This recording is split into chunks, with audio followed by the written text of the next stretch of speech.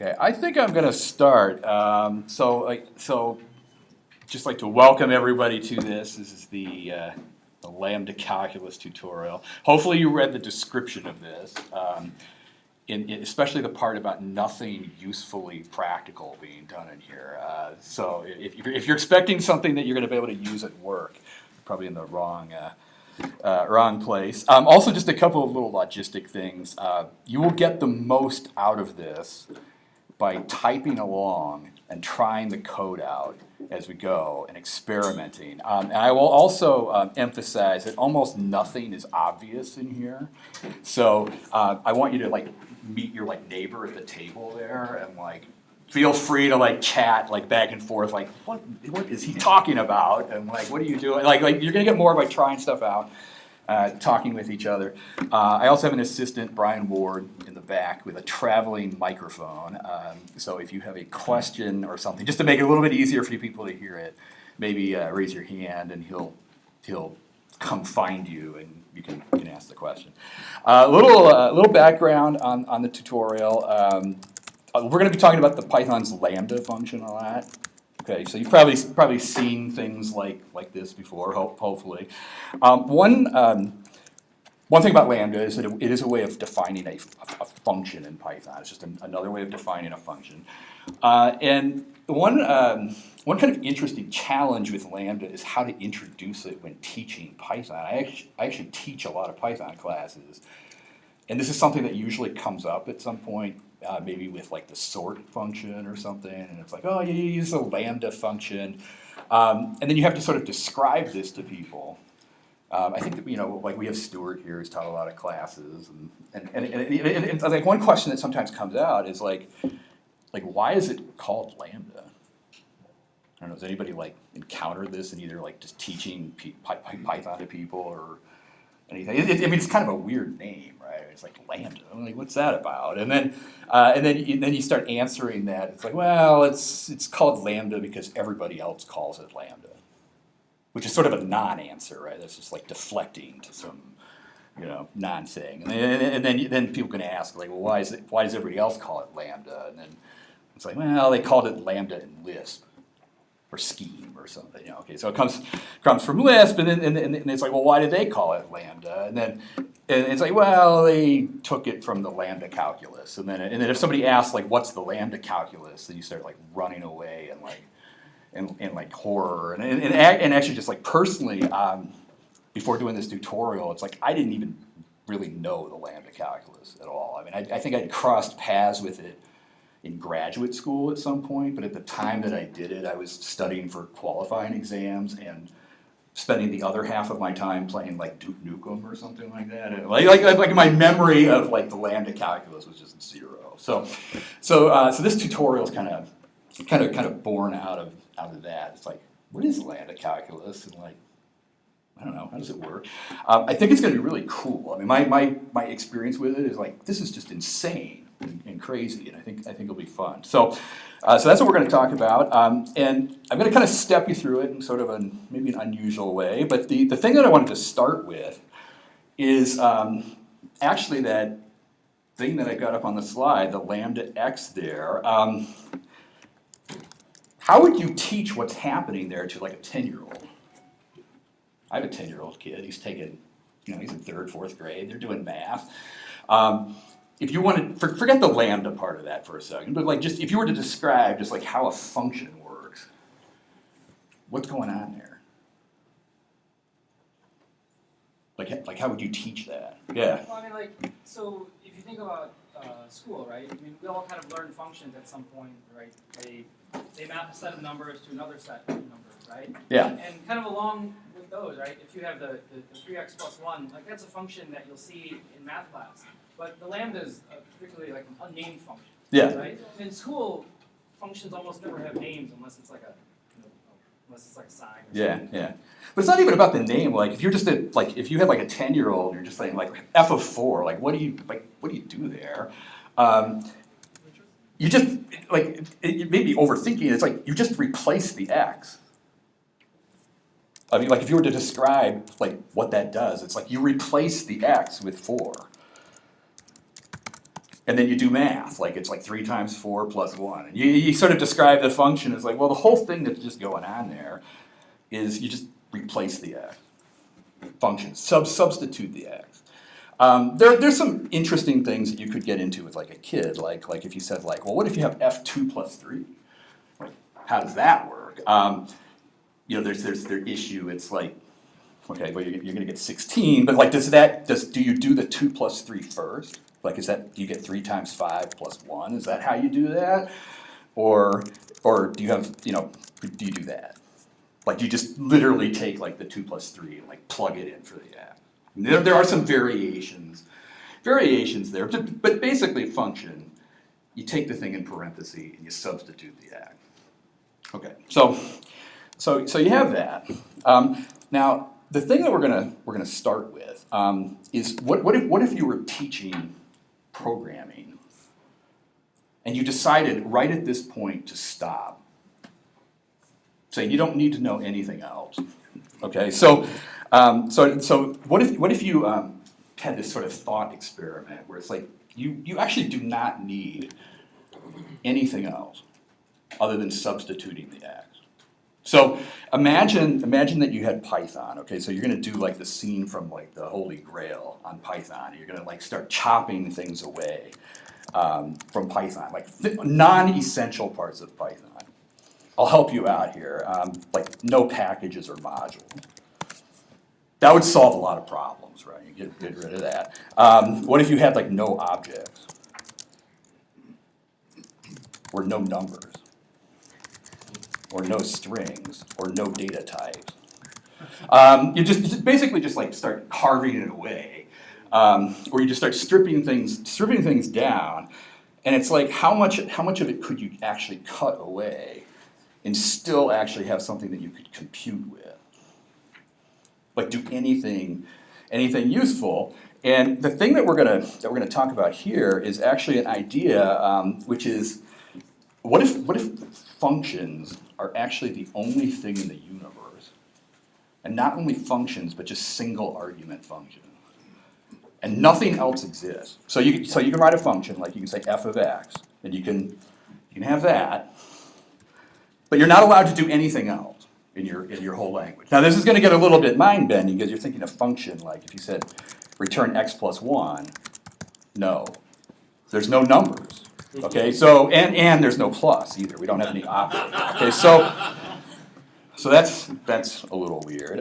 You can't do this because we only have single argument functions. This actually solves a lot of problems, by the way, because if you only have one argument, you don't need defaults or keywords or positional only arguments or anything. Like if you're following that debate, it sort of collapses down. So you can't have multiple arguments. You could do something like that, but it's hard to decide whether that's very useful. It's sort of under-specified, right? I mean, you could have a function x, takes an x and returns x. The functions always have to take an argument? They always take an argument. So zero argument functions are not allowed. Yeah. And presumably ifs are not allowed. Right? There's no if statements. There's no, we got rid of control flow. I didn't put it on the list, but control flow. I mean, once you start thinking about control flow, it's going to lead to things like exceptions and all that's evil, and no, we don't want, no. So yeah, control flow is gone. The only thing that you have is basically single argument function. You could do things like this. That's okay. X is a function. The reason it's a function is because functions are the only thing that exists in the whole universe. So by default, it has to be a function. Not clear what that does. You could also create a function. I mean, this is technically allowed. I mean, you could do something like that. It's a little strange, but I mean, you could have a function that defines a new single argument function only. Okay, it has to be single argument. The only thing that you can do with a function is call a function. Keep in mind, we have no numbers or operators or anything other than just calling a function, and you could return that.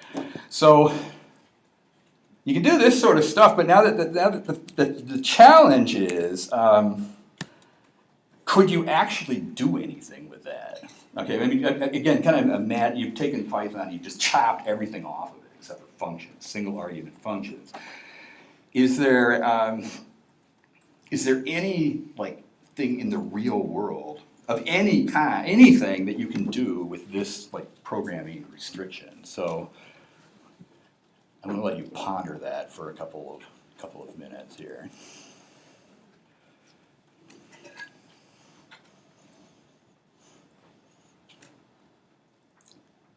It's a little tough, I think. I'm trying to gauge whether anybody has any thoughts on zero thought. Yeah, it's the thing that's a little weird about it is it feels like extremely abstract at this point. Like, keep in mind, like, did we just lose audio for a second? Do you have audio back there? I think we've lost audio. Do you have audio? You're getting audio in the recording? Okay, maybe it's speaker that kicked out. Maybe it's just the speaker. Okay. No, the thing. It like at this point, it actually feels like very, very weirdly abstract. I mean, just to emphasize, in this system, there is literally nothing other than a single argument function. There are no bits or anything. Yeah. Can you return multiple things? As long as you can return a single argument function. Actually, that's an interesting, like, multiple things, like, that would imply the existence of a data structure or something like a tuple. So as long as your multiple things is a single argument function. But you can pass functions around. Functions can be passed around, yes. So you can pass functions, you can turn functions, as long as they're single argument function. The feeling is that you could end up with something magnificent and Turing complete if only you could pass one thing in at the very beginning. You know, then you could have Well, as long as it's a function, Yeah, right? yeah. No, it's a real brain. Maybe one way to think about this is it's like a weird escape room that I've put you in from coding. It's like, okay, we got this style guide, which is extremely easy to remember because single argument functions. That's it. But the question is, like, how do you do anything with it? So you have a namespace. Actually, names are not technically allowed either, but I'm going to break that rule just to be able to do anything. No. It turns out that having names of like global variables is not really technically allowed either, but we're gonna lighten that rule. So, all right. So in looking at this, okay. So at first glance, it's going to be like, this is just okay. I don't even know where to start with this, and so. So I thought I would start you with actually something real that you could model with this. It's going to be something really unexpected, I think, but you could model a switch using this. I was trying to think about how to make the tutorial go full stack down to the bare metal. Basically, you got to talk about electricity and other things. So let's say you have like a switch like that. Okay, so this is a switch like left right. It has two inputs A and B. It has an output on that. That is actually something that you could model in this system. But the way it's going to work is going to be a little strange. Okay. I'm going to write a function left that takes in a single argument because everything has to take single argument. And then inside, whoa, okay, audio excitement there. I'm going to define a function f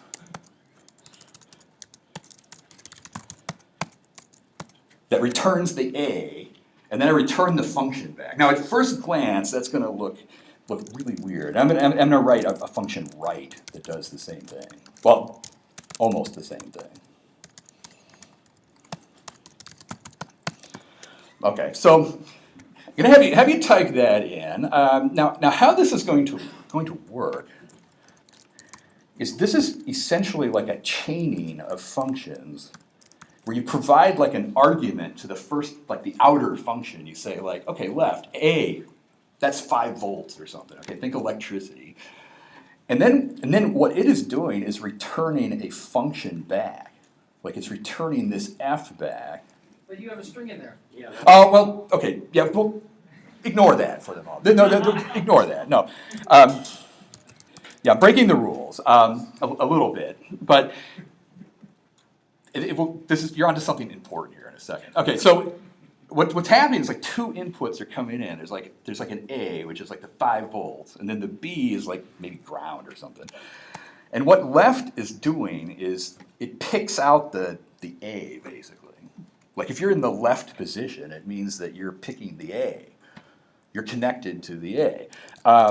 And if you were to do the same thing with like the right function, it would come back and it would say, well, you're connected to the ground. Now, the thing that's kind of wild about this is that these functions, they don't really represent like a thing. It's not a bit. It's not a piece of data or anything. What they're representing is a behavior, basically. Like the behavior of left means that you're connected to the A. And the behavior of the right means you're connected to the B. In some sense, it doesn't really care what you pass in here. Like, I mean, like you could have left of loud, like maybe like loud soft or something. If you're in the left, it means you're loud. If you're right, it means you're soft. It's still a little abstract, but essentially you're modeling again like a behavior. It's like the behavior of a switch is that if it's in the left position, you're connected to the A input, and if you're in the right position, you're connected to the B input, and that is what is happening here. Let me just pause for a second. Again, I definitely want you to try typing in the code as we go and trying this stuff out. So. Give you a minute to try that. I do while you're doing that, by the way, I do want to make a mention that this technique that we're doing here. Okay, this is not part of our system, but this technique of writing single argument functions, like let's say you had a function add, like that, where it took 2 arguments. You could rewrite that in a really funny way.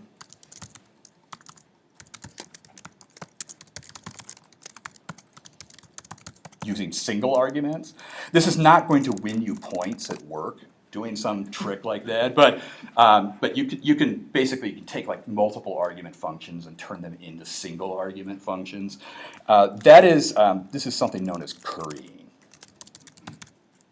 If you've ever heard that term before, it's sometimes something people will throw around that term. It's basically a way of like you can take like multiple argument functions and just kind of turn them into single argument.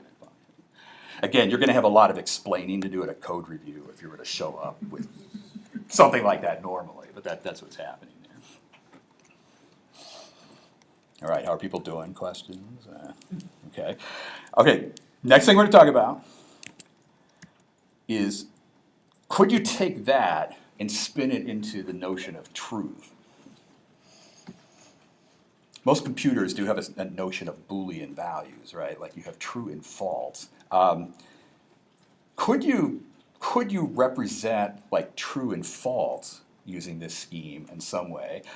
And the reason that I kind of did the switch example is that you could think about it like that. Like think about your computer. What is a true value on your computer? It's an electrical device, right? I mean, it's electricity flowing around in there. What is true? Like the presence of a current or something? Yeah, something. I mean, it's like a bit on your computer. What is a bit? I mean, is it like, it's probably like, it's either like 5 volts or 3 volts or something. I mean, it's like there's electricity on it or it's the ground. It's one or the other. And it turns out that maybe that switch code that we had is the same thing that we can kind of do for true and false. I'm gonna switch over to Lambda there just to shorten the syntax a little bit, shorten the amount of typing. So maybe true and false are kind of the same thing. Basically, what true is it's like a behavior. Basically, true means that you're connected to the first value, whatever it is, 5 volts or something. You know, if we're talking about computers again, and false is the opposite. It's kind of arbitrary in a way. I mean, but if you think about like true and false values, it's like you have true, and you have false, and true is supposed to be the opposite of false. I'm never quite sure with the news these days, but you know, but like normally, like true and false are meant to be opposites, and that's kind of what's going on here. You've got X and Y, true and false. Like true is one of them, and false is the other one, and again, it's a little odd because we're not representing true and false as a concrete thing. It's not a bit. It's not a piece of data, anything. It's strictly like a behavior. The behavior of true is that you're connected to the first thing, and the behavior of false is that you're connected to the second thing. Question up here. I'm a little bothered by the absence of fact finding. Fact find. Yeah, you know what I mean? Like we're, it's like the thing where, you ask the reporter, are you sure there's cannibalism going on? He says, no, we're just reporting that there's cannibalism going on. Right. And so we have true as the left value, because it's still just a switch, and false is the right value. So the hair that stands up on my neck is that we won't, in some sense, be able to have the sort of fact-finding that you need to have an actual Boolean structure. Yeah, the comment. Yeah, there's like nothing concrete to really hang on to here. It's like true. I find this like really disturbing. It's like true is not a thing. It's just like, well, it's whatever it's whatever the X is. It's like that's what true is. But we haven't. But the only thing that we know about the rules here is that technically it has to be a single argument function. These values like 5 volts and ground, that's bogus. That normally can't do that. So, I mean, like normally I would have to do something like this. I'd have to say, well, you can do true and false or something. Like that would be okay. Or you could have a function of one argument. Like you could say lambda f, x is x. I mean, I could say true of f, false or something like. But that is like making my head explode because it's like it feels like even more ungrounded than it was before, right? Doing that. So it's very weird. It gets even weirder if I challenge you to start implementing the Boolean operators like not, or, and or.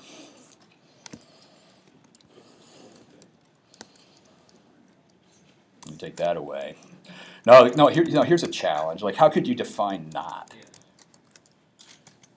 And just to be clear about the behavior of not true is basically false, and not false is basically true. At least it was the last time I checked, anyway. So, Brian, you want to try to get people to do the mic on the question here? So. Yeah, it records it. Yeah. So just to sort of keep inventory here, are you cheating again here for narrative purposes at the end, or do we have a universe that has identity? I'm cheating with Python. Yeah, here. know. No, the assert statement is that's some Python stuff. Yeah. It becomes a little bit hard to talk about if there's literally nothing, but it's. So the question is, how in the world would you do not? And this is where things are going to, I mean, it's already probably very abstract and weird. I mean, it's like true and false are functions and like, and what does it mean? And so like, let's think about the not for a second. The only thing that exists in this universe is functions. So one thing that we can say about not is that x is definitely a function. Okay, we know it's a function because that's the only thing that exists. So that we have 100% guarantee that it's a function. Okay, so we know that it's going to be a function. The other thing that we know is that if our intent is to pass true and false to that thing, those are functions that have the 2 arguments. Remember, the behavior of true is that you choose the first thing, and the behavior of false is you choose the second thing. So we know that we can do this. Like we say, return x something, and then something else. And exactly right. So comment up here, just reverse it. So if x is true, what you want to do is pick out false. Like the behavior of true is you pick the first thing. And if it's false, you pick out the second thing.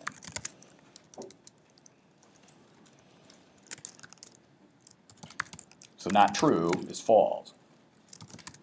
And not false is true. Okay, so looks a little strange.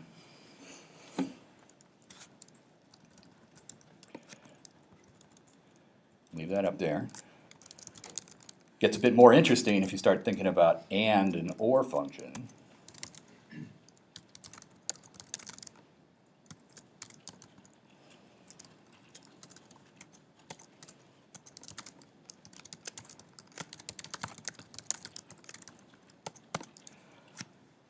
What if you wanted to have something like that?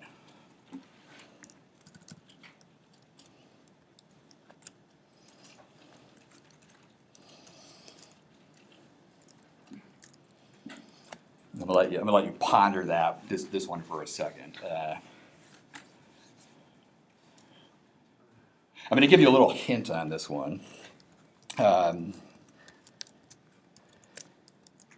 One hint here is to understand how Python does and ors. So if I were to say 2 and 3 in Python, keep in mind this is not allowed in our system because we have no numbers, but we're just talking about Python here. What does that return?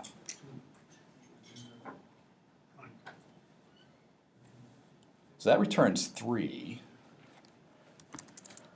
But what about 0 and 3? What if I were to do 0 and 3? What does that return? False.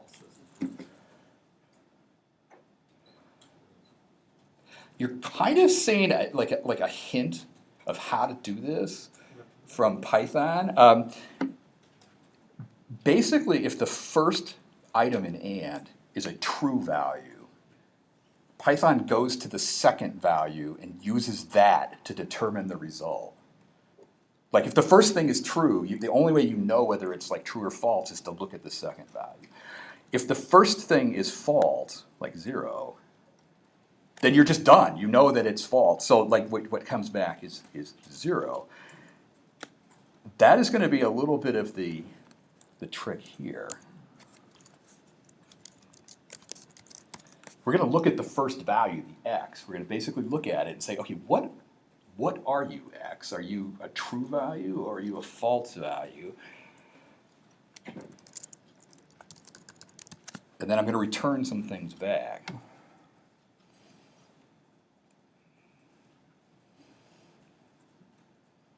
Just give her a few seconds to kind of ponder it here. What do you think you would what would go in this first parenthesis here? True. Yeah. That would be x. Why? That would be x of x. Somebody said I think you put y in there basically. Like if x is true, the behavior of true is you pick the first thing, right? It's like true picks the first thing. So if it's true, the result of and is solely determined by what y is, right? I mean, like if x is true, then, well, whatever y is, that is the result. Like if y is true, then it's true. If y is false, then it's false. If x is false, then what is the result? It could just be x. Like if x is false, then the thing is false, and you could do that. No, it turns out that exactly does that. It's a little, it's kind of mind-boggling, but you can try it out. Like and true is true. And true and false is false. And false and true is false, and false and false is false. So it is giving you the Boolean logic doing that, but it's a real sneaky thing going on there because it's like, yeah. Well, so when doing this, like, how much do you think, or did you ever draw or kind of think about the truth table that you might make in a logic class? The syntax totally messes me up. It's very hard to read. Oh yeah, It blocks my thinking. But when you see a simple kind of truth table, right, where you write, TT, FF, and you do all of that, that logic becomes very simple and kind of easy to understand. And when you think about not, you just put the little, kind of curly thing in front of it, and if you think about the and or the or, right, those become very simple and easy to understand. So, kind of when thinking about this, the syntax blocks me, but that idea is very easy to understand. Mhm. So when, did you look at something like that when thinking about this, or what was your? The answer is like yes. I mean, I've seen like logic from math classes. I think the difficulty, at least for me, just for me, is like how do you bridge that to this world where the only thing that you have is a single argument function. But that like- truth table is a single argument function, right? It takes in a 1t. Right, but how do you encode it? That's the like there's like you get in like the x and the y, but like how to take the logic table and actually turn it into something that I can type within the rules of what I'm allowed to type becomes like really challenging because there's like no if statement. Like there's no control flow or anything in this. Like the only thing I can do is function call. So it becomes this like really weird like puzzle like where it's like how do I do this when the only operation that I can do is call a function.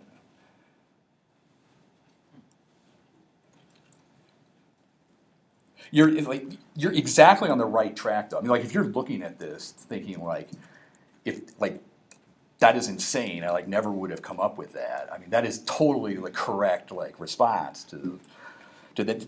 Don't ask this on any job interview question, by the way. Just yeah, no, that's like it's sort of crazy. The or operator is also kind of this a similar thing. I mean, like or. I don't know. What do you think for that? Well, think about the or logically, like if the first argument to the or was true. Yeah, you just gotta switch the order of the x and y to reverse. Yeah, to do the or. Yeah. Yeah, if x was true, then you're done. It's x. So like the behavior of or is like if you're true, it's true, right? If x is not true, then it must be y. Like whatever y is, and you'll get that. So or true and false is true. Or false and false is false. So you can build it up, but it's like it is sort of it's tricky. It's like it's not. I would not claim that this is obvious. So like if you've never seen this before, it's like whoa. So yeah. So I just tried this, but or false and true comes out with problems. So or false and true comes out with.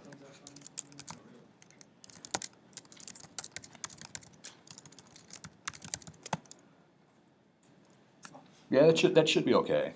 So. Yeah, debugging some of this is a real challenge sometimes. Yeah. All right, did everybody get that code entered, by the way? Just trying it out. Again, a lot of the code in here is something that's like, try it out, and you sort of stare in disbelief that it's like this shouldn't be working, or it's sort of nuts, but. It is kind of, I do think it's kind of interesting though, where it's like, we basically started with nothing, where it's like, you have functions and substitution, and now all of a sudden we have Boolean logic. It's the thing that, again, it's a little strange, is that there's nothing concrete here again. It's like there is no bit or data structure. It's all purely behavior, basically. Like the behavior of or is that, well, if the first thing has the behavior of true, then the result of or is the behavior of true. I mean, it feels like sort of very kind of nebulous and abstract.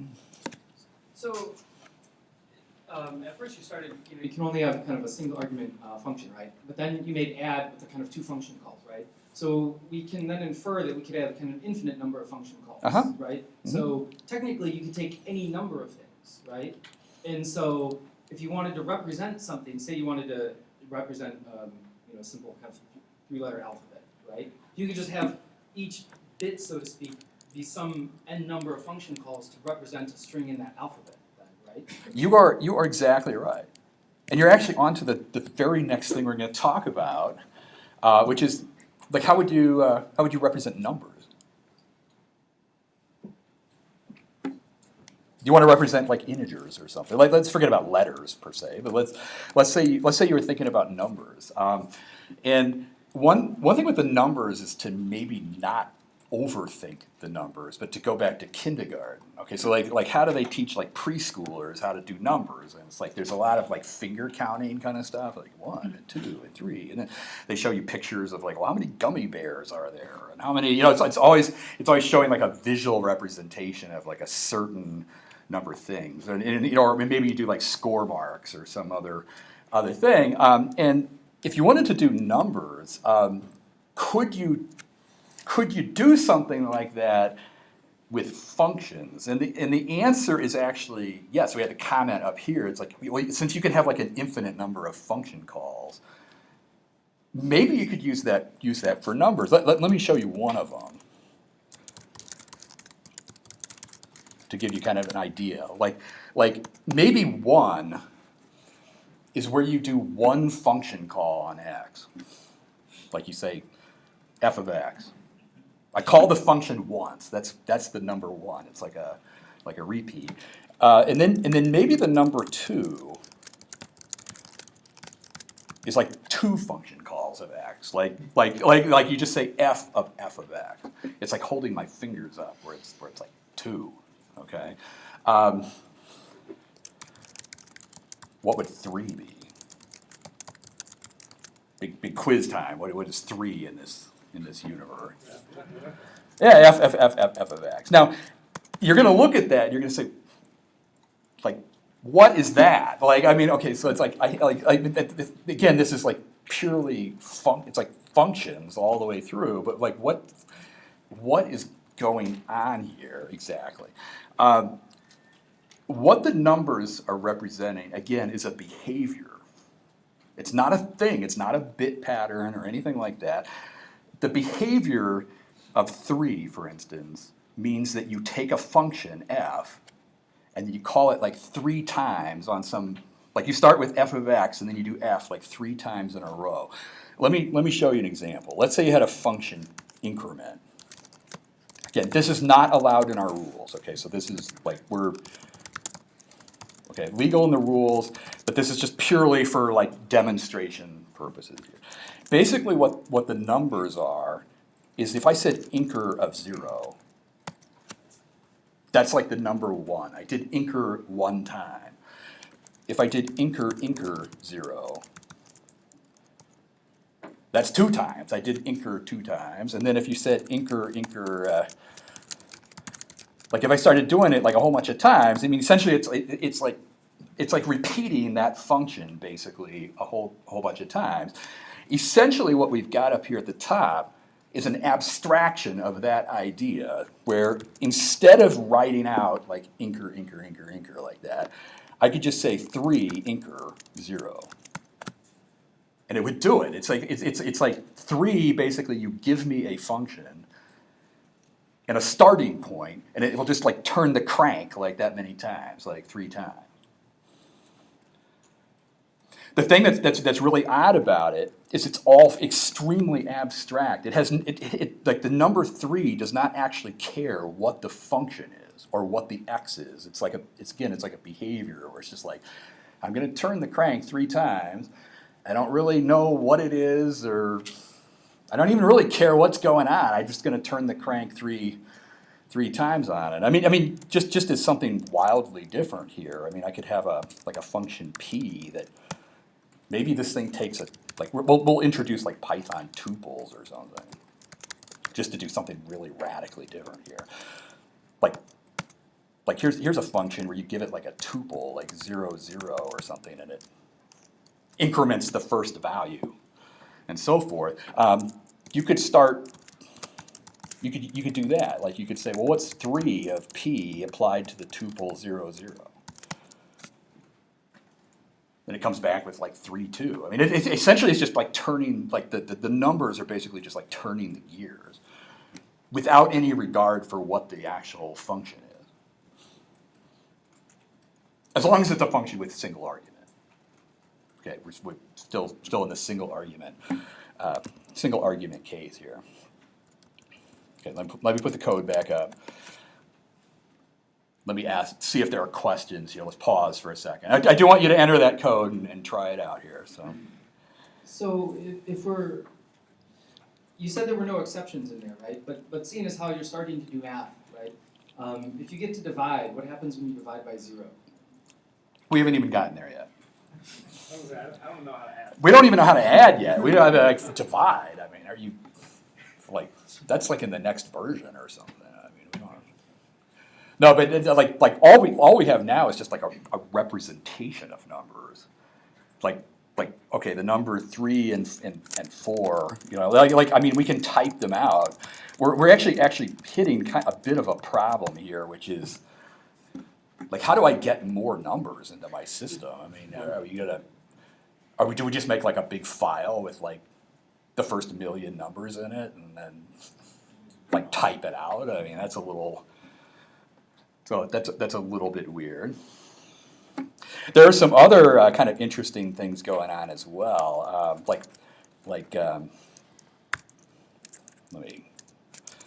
What if you were to do something like this, like 4 of 3?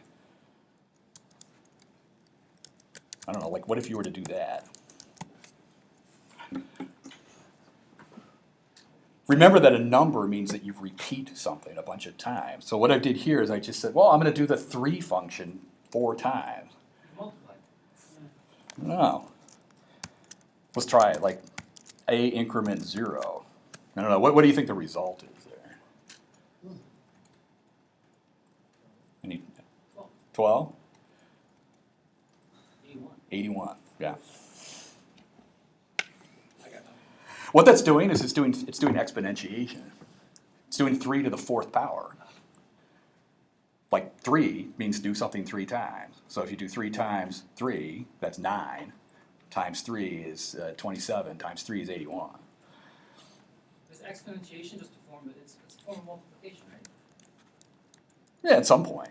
Yeah, but already like just from that, you're maybe getting a little bit of a hint of some mathy stuff where it's like, okay, this is weird. Like, okay, like the behavior of 4 is to repeat something 4 times. So, the part of this that I am following is when I see the 1, the 2, the 3, and the 4, is those things are creating function objects in Python.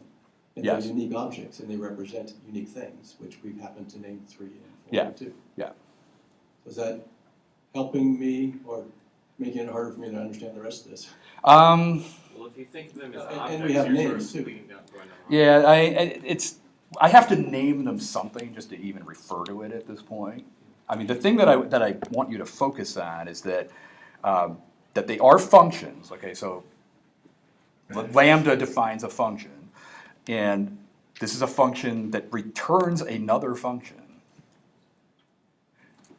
I'm gonna be stretching you on the syntax a little bit here, but it's like this is a function that returns another function, and then what it's doing is it's just doing like f of f of f of f of f like a bunch of times, and then the number of times that you do that is what the number is, how you're representing the number. It's like, and again, like think like it's like finger counting, like from kindergarten, just in a really horribly gone astray, basically. So it's but it's the same idea there. I was thinking until we typed in 4-3 that you could make some sort of a 10 and hundreds kind of a thing, and then you could do 10 of 3 and it would be like 13, and that's how you get more numbers in. But I haven't quite figured out how to do multiplication yet. Yeah, we're gonna. 4-3 There's is going to be definitely a 12. number factory in here somewhere. Right. Yeah. 12, so I'm lost. But I mean, so you use. So in the syntax that you use, where you do like the 1, 2, and 3, you have a lot of kind of nesting going on. Uh-huh. But it looks a little clearer to me when you write things with just, kind of where you did a equals 0, right? So where you have like a single argument in each of the parentheses, right? So if you took something there and you just had some long, like if you wanted, like you created the bit earlier, right? I mean, you could create, like a 4-bit representation of something with 4 of those kind of parentheses in there. And if you passed in true in the first one and zeros in the others, you represent some binary number, right? You could do 1 in each block, and, right? You could combine them in all these sorts of ways where now you suddenly start having a bit. Mm-hmm.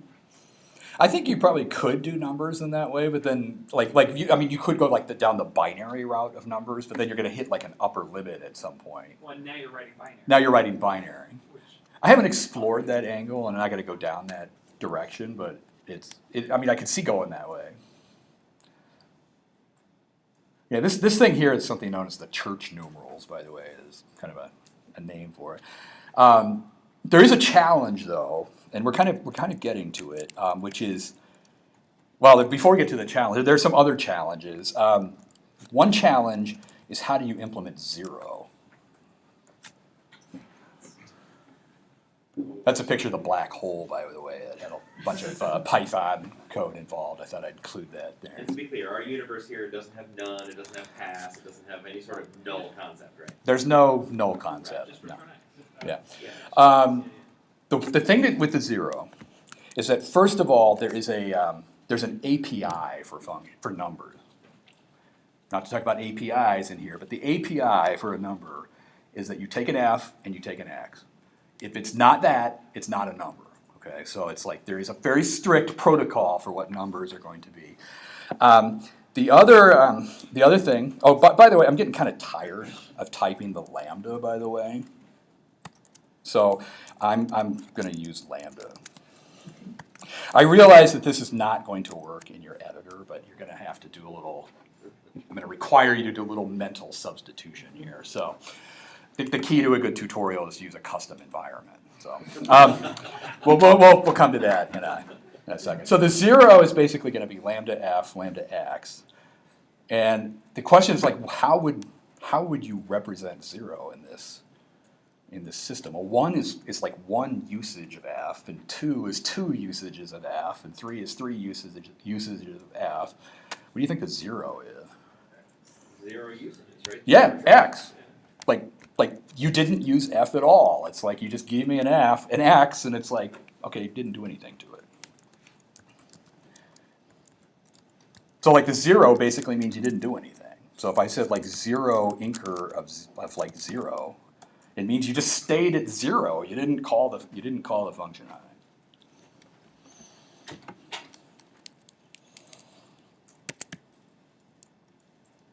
So where this is going next? Question in the back there. So does this mean that 0 and true are equivalent? Yes. Okay. They have the same behavior. I'm not going to make that association because I'm already quite confused as it is. I'm going to try to keep 0 and true as different things, but yeah, you will notice that the implementation of the 0 is exactly the same as true. No, wait, it's the 0. It's the implementation of false, actually, right? Because like the behavior of false is to pick the second thing.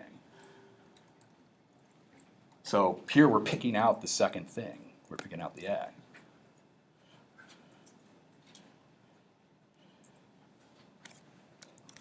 Let me clean up a bit while you're thinking about that. Okay, so I got 0. The thing we're going to look at next, though. Okay, question over here. So it's impossible to implement numbers without the incr function, right? The incr function is a side of, like, that is a Python thing used only for illustration. Okay. Yeah, so you can actually see the number. No, so the strange thing about, like, if you look at if you look at like 3, it just comes back and says I'm a lambda function, and then it's like it's purely abstract. Like it's like, what is that? Like, and like basically the concept of 3, it's a function that does something 3 times. And in order to see the effect of it, I have to provide a function for it to look at. I mean, I could write different functions. Like here's one that adds like a star to x. Maybe we do like strings or something. What would happen there is if I did 3 of f and then gave it like an empty string or something, it's like essentially you're giving it like the starting point, and then you're like, the 3 represents like turning the crank 3 times on it. I think it's really hard to kind of mentally like wrap my brain around this because there is nothing sort of concrete here, right, which is really sort of weird. in each case, though, you're giving it like an empty value as like the second argument? Is that just to give it, is that because it's a natural starting point? Yeah, it has to kick off with like an initial value. Yeah. Now the thing we're going to look at next, like just kind of push forward a little bit here. What if you did want to do math with this thing, like add and multiply and other stuff? One of the problems is that you have all the numbers hard coded, at least so far. Like I've just been typing them in, and it's like, well, that's just terrible. It's like I don't want to do that. And then the question is like, well, how would you go beyond that? And it actually takes you kind of into this thought of like, well, what is the most minimal thing that you need to do math? The picture up here of piano, there are these the piano axioms from math. They're maybe a little bit abstract, but the way that they're kind of phrased is they start off saying 0 is a number. And then you get into all this talk about creating successors of numbers. Like if you have a number, can you get to the next number? And then could you build math by just being able to get to the next thing? Basically the act of counting. Like if you can count, like go from the number 2 to the number 3, can you start doing like more interesting math operations? And the answer is yes, but the challenge here is implement successor. Like, can you write a function that would take a number and then get you to the next number? This is typed out as suck, by the way, S-U-C-C. So yeah, so we're gonna have a function successor. As input, it is going to take a number. And again, you're gonna have to sort of mentally translate my Lambda character into Python, by the way. Looks like that. Okay, so everywhere you see the Lambda character, you're gonna type Lambda. And the question is, what are we gonna do here? So just to make sure we're clear about what's going on here, if I say successor of 2, what's gonna pop out of that is basically 3. Or that's what we want to have happen. So, so we're gonna have this function basically takes a number. It's gonna have a number coming out. And so the question is, how is that gonna work exactly? There's just one more function call. You're correct. One more function call. One more function. No, you are absolutely correct. It is one more. It's like Spinal Tap, right? You're at 10, and you need to go one more. You go to 11, right? You know, that's the famous scene. You're going to have one more function, but before you do that, you have to sort of think like, so what is this successor thing returning exactly? It's returning a new function. It's returning a number. And the critical thing about numbers is they have numbers have a very specific API. Think about the API to a number, not to bring API into class, but the interface to a number is that there is always an F and there is an X. That is the API to a number. And it turns out that that is what you're going to do here.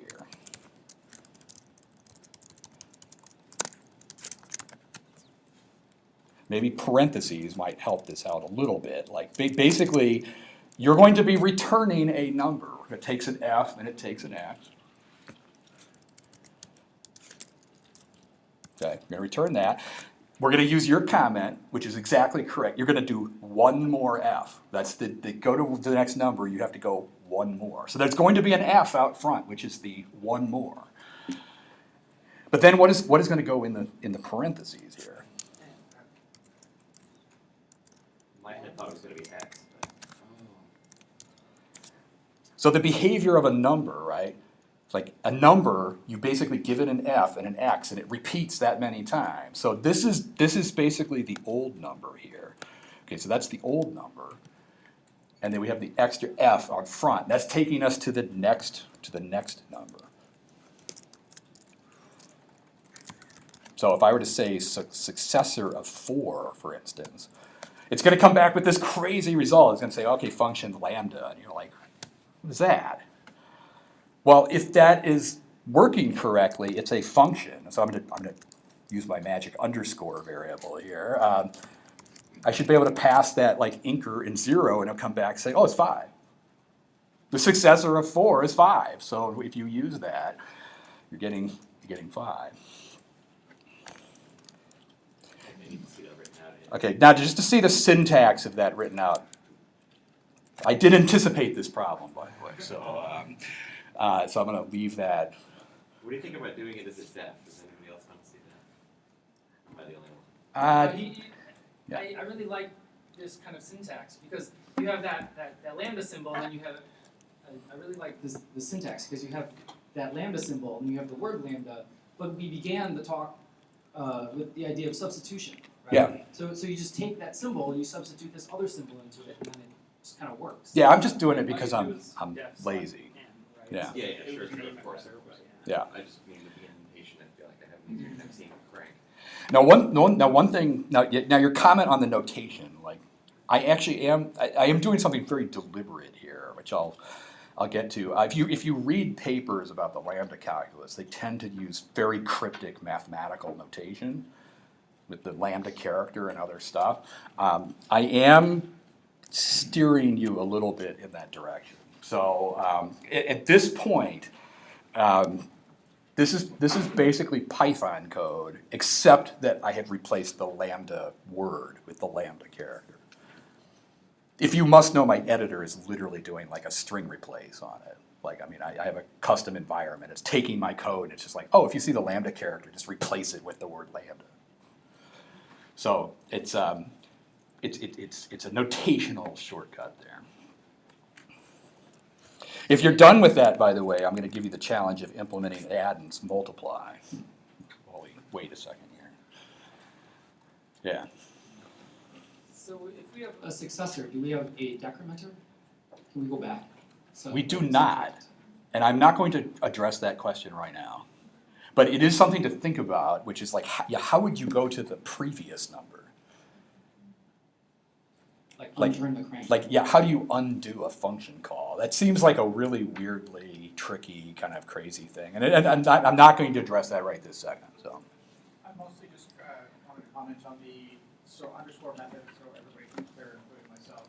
That's just a helper, so you can not call successor for incrementer 0 kind of thing. Yeah. Okay. Underscore is the result of the last thing you do in the REPL Perfect. in Python. Like if you've used like Jupyter or the Python REPL, the underscore always holds the last result of whatever you did. So I'm using that here. So the result of the last thing I did was the like here was the successor of 4. But you could do this kind of stuff. Like you could say do the successor of 4.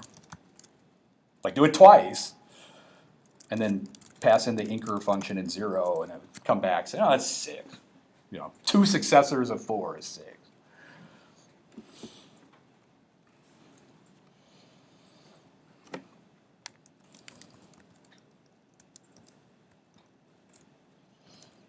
That last example, by the way, is giving you a hint on how to do add. Well, say you wanted to add 2 numbers, like you wanted to add 2 and 3, and you wanted to describe this again to like a kindergartner or something like that, and you wanted to do it with finger counting or something. You could say, well, if you had 2, you want to add 3, you push up like 3 fingers, so it's like 1, 2, 3. And then you look at how many you have. Basically, you just did 3 successors of 2. Like 2 and 3 is 3 successors of 2. And you could do that. Like basically the way that add would work is you would take y and you would say apply that, like take the successor function and apply it a whole bunch of times to the other number.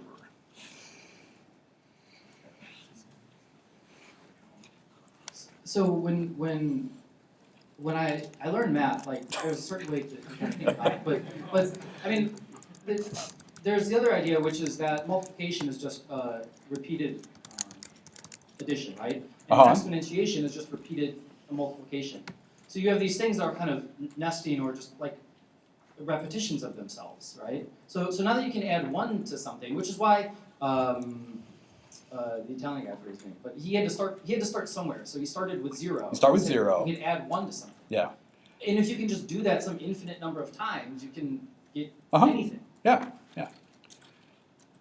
So that's kind of what's going on here. It's like once you have the successor function, you can start using that to get to different spots, right? So if you have like 2 numbers, x and y, and you wanted to add those together, you would take like the second, like if you had 4 plus 5, you could get to 9 by doing 5 successors of 4. Like if 4 is your starting point, and then you turn the crank on the successor function 5 times.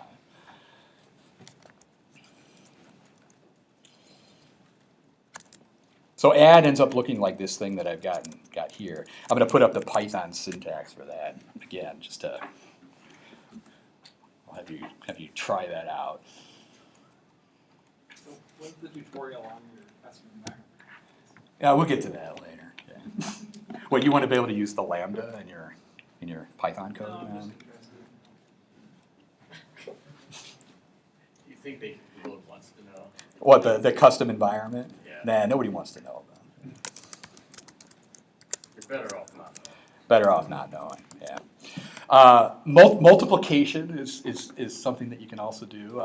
In the interest of time, I might just kind of show you what that looks like, and we'll leave it as left as an exercise to the reader to fully grok that. Basically, the way that multiply works, like imagine that you have like 3 times 4.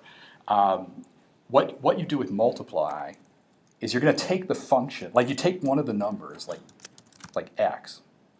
X is one of the numbers, so like that's like 3. We're going to do 3 repetitions of f. Oh, yeah, yeah.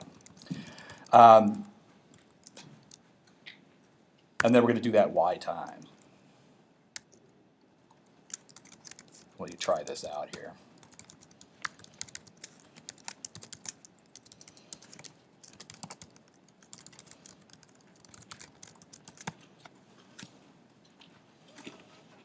That one is maybe, honestly, this one is something that I have found very difficult to kind of wrap one's brain around, is the multiplication. It's essentially you have a number x, and like what is the behavior of x? It's like a repetition. So if I have a number 4 and I give it a function, then x of that function, that means like doing f 4 times. That's what that means. And then if you put this y out front, it's like you're repeating that 4 times f like 3 times in sequence there. It's a little weird, but The thing that breaks my brain about that one is that it has an f, and add doesn't. And I feel like I know that f is coming from the outside, and that we are calling f underneath. But that's what I was like. Wait. Like that's what killed me. Not that that's I would agree. I would agree on that. Yeah.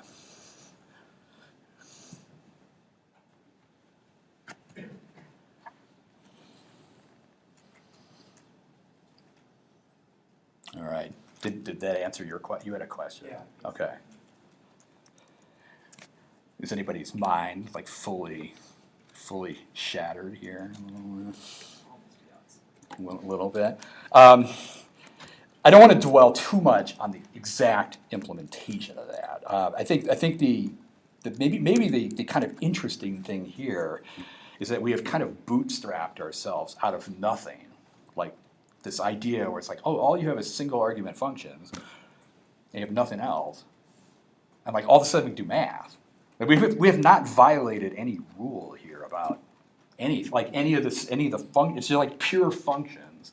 And it's like we have this behavior of math. The thing that's really unsettling about it is that it just feels like really abstract and strange. So there is that. Yeah. I'm really unsettled by this inker function. Could it be rewritten with the add that was just made? Or it still breaks things because it has The sole purpose of the inker function is for me to actually show to actually visualize what we have here, because everything is basically a function. Like if I were to say something like mul 4 times 3, it just comes back and it's like lambda. And I have no way to visualize that as a number, because what that is it's like a behavior basically. It's like that's a function that has the behavior of doing 4 times 3, and I can't view it unless I apply it to something. Like I have to do something with that to actually see the effect of it.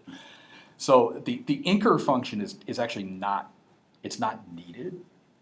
It's not really part of what we're doing, but I need it to actually just show you like the result of the thing. So Would it, for this, then make more sense to define a print function that just applies inker and 0? okay, we could do that. Sure. You could do like, I don't know, show n or something like. Again, this is Python. I mean, like we do not have a print statement in this Lambda calculus kind of world here. But this is just like debugging only. But you could do that. I mean, what would happen there is you could then say like show the last result just to debug it. But no, it's really hard to kind of debug this stuff if you're not on top of it. So. Try writing equality. We could try, but I would not be successful. Yeah, it can be done, but we'll get to something similar to that.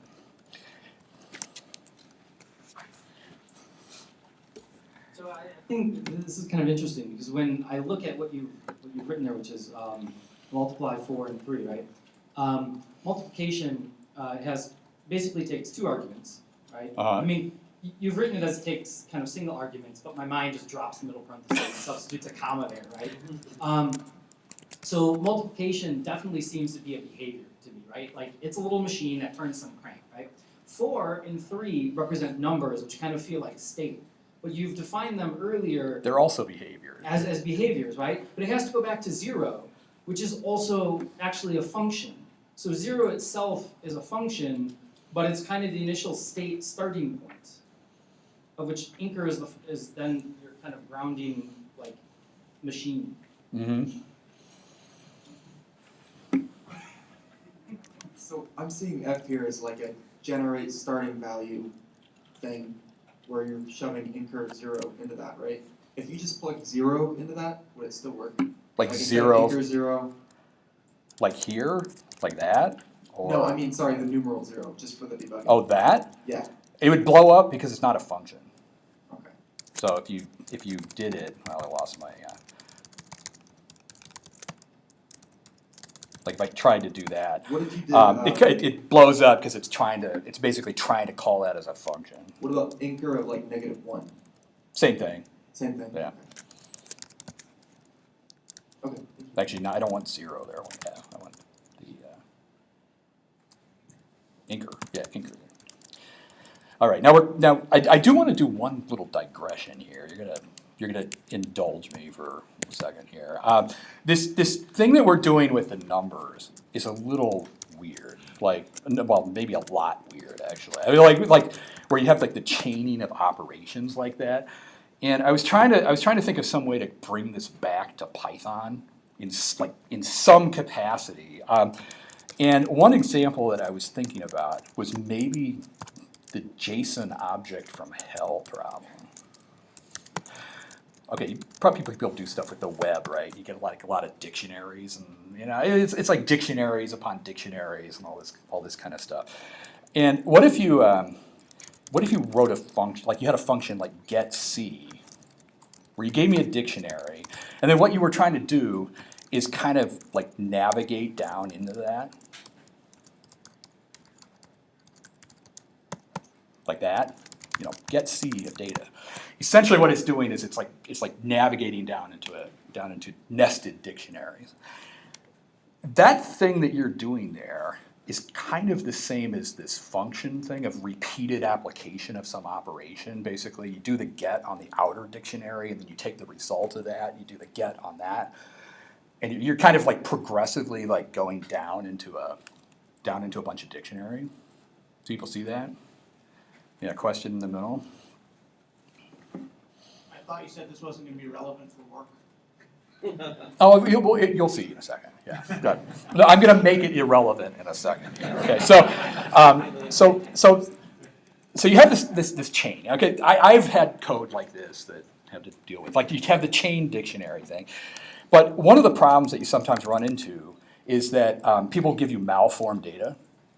Like maybe they just give it an empty dictionary or something, and then all of a sudden you start getting key errors like all the way down. So it's like, oh, okay. So I have this dictionary, but like the item might be there or might not be there. And one of the things that you might do to fix that is to do a bunch of like if statements or some crazy thing like this. I'm going to write something out. You're not going to like the code here, but.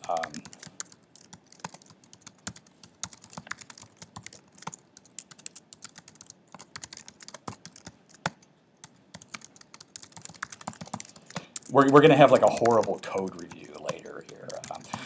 But you might write something like this, where it's like, okay, I have this getC function where it will go down into a nested dictionary. But if you give me like a dictionary that does not have the data in there, it's not going to blow up because it's using like the get method, and it's it's trying to basically play defense a little bit. Does everybody see that? Okay, what is your thought on this code that's in there? And I think D is not a very good name. Yeah, D is not a good name. One thought is just this none check. You're assuming types. Yeah, well, yeah, I'm assuming types. Yeah, we should have gotten rid of those. But yeah, no, there's like assumption of types. But one thing that's a little weird is there's a lot of like code repetition kind of going on here, where it's like, I do the if check and then I do the get, and so I'm going to do a little trick on this. I'm going to write a function called perhaps. You're going to love this, where you give me a D and a function like that, and then what I'm going to do is I'm going to check the D. Basically, if D is not none, then I'm going to return the function applied to D. And if it is, then I'll just return none back. So I'm going to write like a little helper function like that. And you're saying, where is Dave going with this exactly? Okay, so here's how this is going to work. You would basically say like perhaps data, and then you would give it a function. I'm going to use Lambda here, just because we've been doing Lambda so much.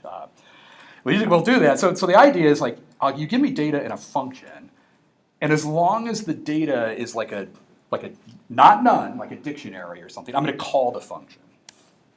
If you were to try the same thing on like an empty dictionary,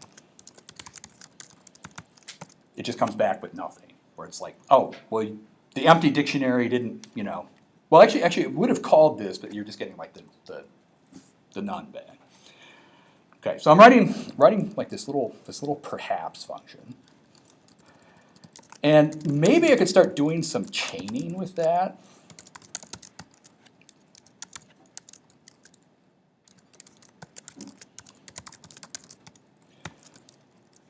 You're not going to like this, but... Can we, after you know this, just see data again for 1 second? Grab the structure. Oh, the data's that. Okay. So I'm doing this like crazy kind of function where it's like you give me a piece of data and you give me a function, and it's basically it's like, well, I'll only call the function if the data looks good. Like if I can move forward, I'll try calling the function. And so you could start like chaining this stuff up. Now this is where it's going to lose relevance for work, right? I mean, somebody made the comment. It's like, oh, I actually could use this at work until we started doing this. So you maybe you've got this whole like chain of stuff going on. We're going to see if I can actually type that in. Okay, so this is like a totally different formulation of this thing. I got this like perhaps function, and then I have this like this callback or something, and it's like it's just chaining the thing. It's kind of like what we're doing with the numbers, right? You know, like the f of f of f of f. Here it's like perhaps, perhaps, perhaps. It's actually like the song. I don't know whether people know the song. There's like a famous song where it's like perhaps, perhaps, perhaps. So you're doing that. You might look at that and just say, well, that is completely nuts. Like why would I type that in? Everybody, how our heads here. I'm going to fix that by introducing a class.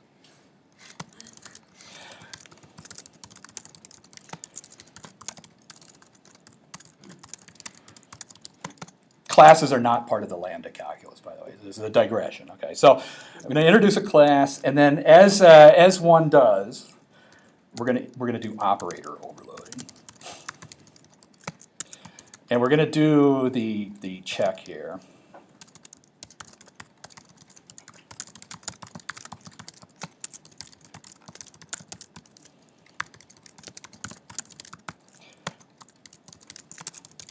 Where we do a little bit of magic on it.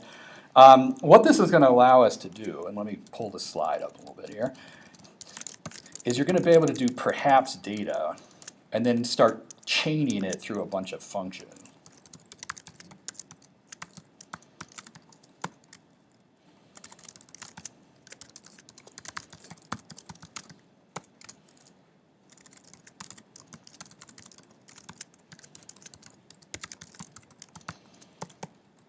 Oh, you get an object back, and then the value has the 42 in it.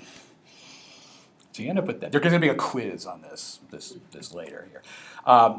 This is, in some sense, this is kind of an extension of the number idea. It's like you're turning the crank, where it's like you're taking like functions and you're like applying a function one after the other, except that you've got this like extra weird like little check in there. It's a little weird. Your probably job security would go up substantially pulling a stunt like that.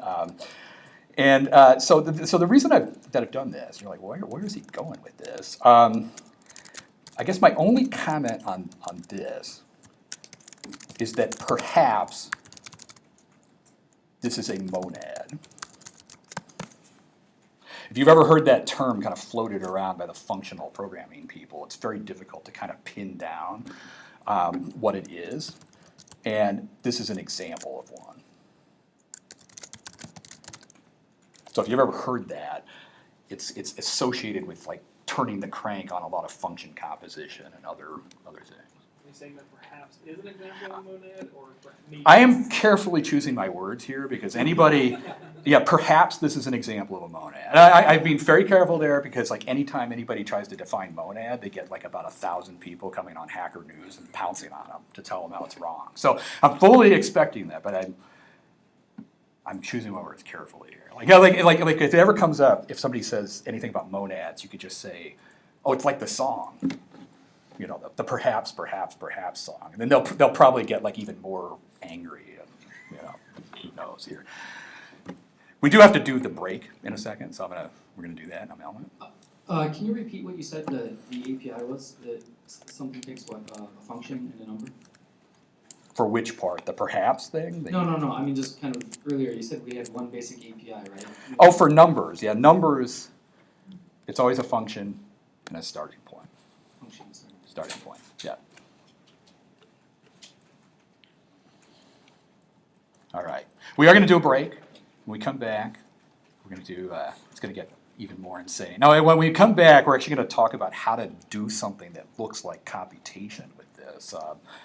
Like, can you write things like recursion and loops and other things? We have to build a little bit of stuff up for that, but let's do a break.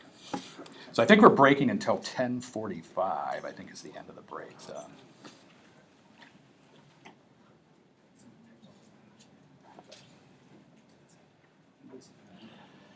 All right, I'm showing 10:45, so I'm going to continue here. Got a fair number of people back. That's good. Okay. What we're gonna start with is I actually wanted to do a little bit of discussion maybe about some of the history of this and kind of what we've been doing in the first part. And the first thing that I actually wanted to talk about was function definitions a little bit. One thing that I kind of stepped you through in the first part of the class this morning is this idea of defining like nested functions. Like we had the AND function, which I think looked something like that. But what was happening in the first part of the class is that some of this was actually getting shortened down. Like I was progressively using things like the Lambda function instead. Like instead of doing that, you could say, well, return like a Lambda function, or you could write the whole thing basically as a Lambda function, like that. Basically, just sort of making it more compact. One thought that you can kind of explore is just what is like the minimum notation to specify what I'm doing here. Like you're writing functions in different ways, and like the def format is what you're probably most familiar with as Python programmers, but then taking it down to lambdas, making it more and more compact. And then I started doing stuff with my editor where it's just like, I started using the lambda character. You can start asking questions like, can you take it even further than that? And the answer is yes. I mean, like one of the things that you could do with this is you could look at parts of this where it's like, if you have two lambdas like in a row like that, you could just write it as one.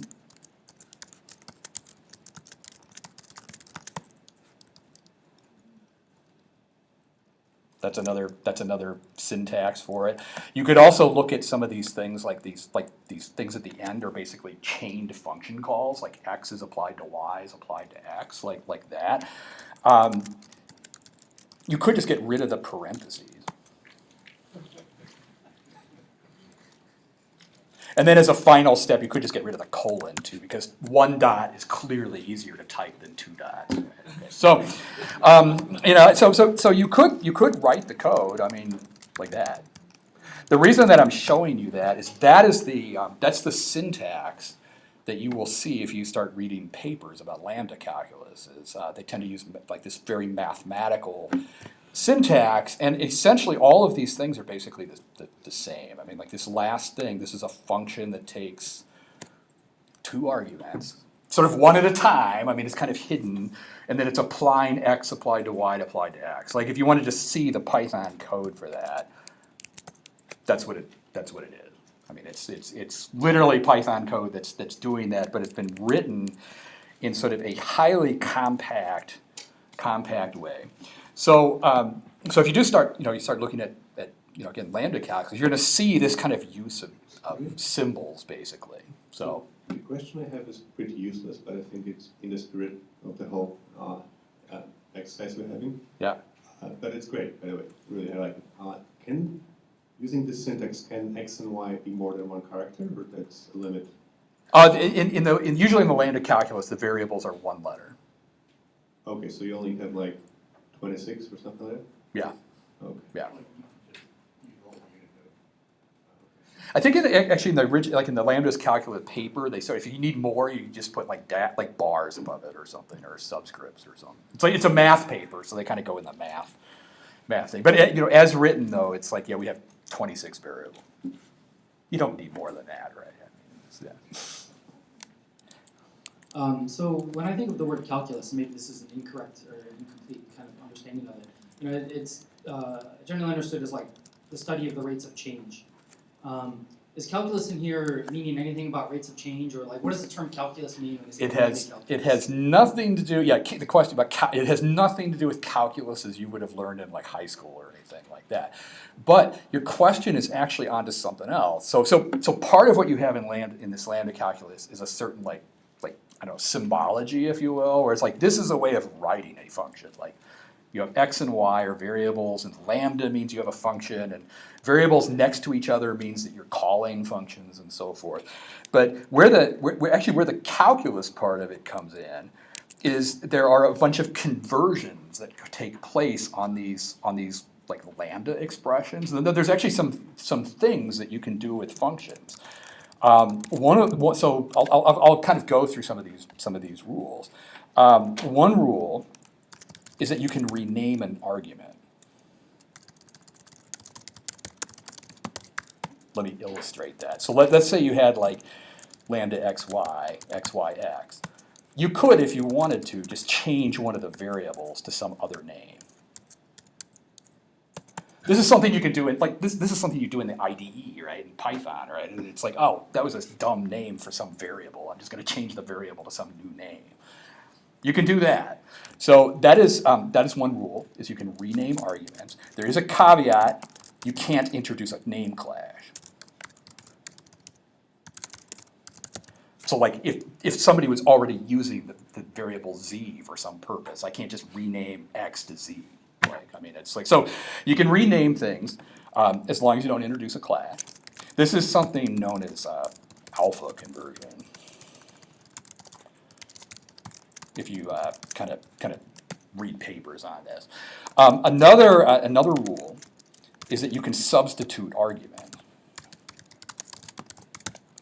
So let me illustrate that. So let's say you had like some lambda expression like this, and then you applied it to some value like AB. This is literally like a function call, although it's like obscured by all the lambdas and stuff. It's basically what you're doing is you're saying, okay, take all this stuff and now pass like AB into it. Basically what the substitution rule is saying is that you could take like whatever is like in the parentheses there and substitute it in for the x. So you could rewrite this basically saying, okay, this is lambda y, and now I'm going to put the AB in the place of wherever the x is, I'm going to put AB in there. This is kind of the essence of like a function call. Like if you apply a function to arguments, I mean, essentially you can take the argument, you can like stick it into the function. Yeah. Yeah. This is a little bit of a digression. Could we see the notation for multiply? I'm curious about the sort of the nested parameters. Do you have to keep the parentheses, or what does that look like? So let's see, where was multiply here? It was, I have it up. I don't know if that's like that. I think you actually do need the parentheses there. There is a notion of like precedence. Like sometimes you need to like group things in a certain way, and like parentheses are still used to do that. So like if you need to group things like in a certain way. Right, because otherwise it would be double instead of nested, right? Right. Yeah. So no, the parentheses do actually have significance. Okay. So yeah. You said it was lambda y, but where does that first y come from? Oh, so the y. So no, you're right. So the y. This is where this thing gets really confusing.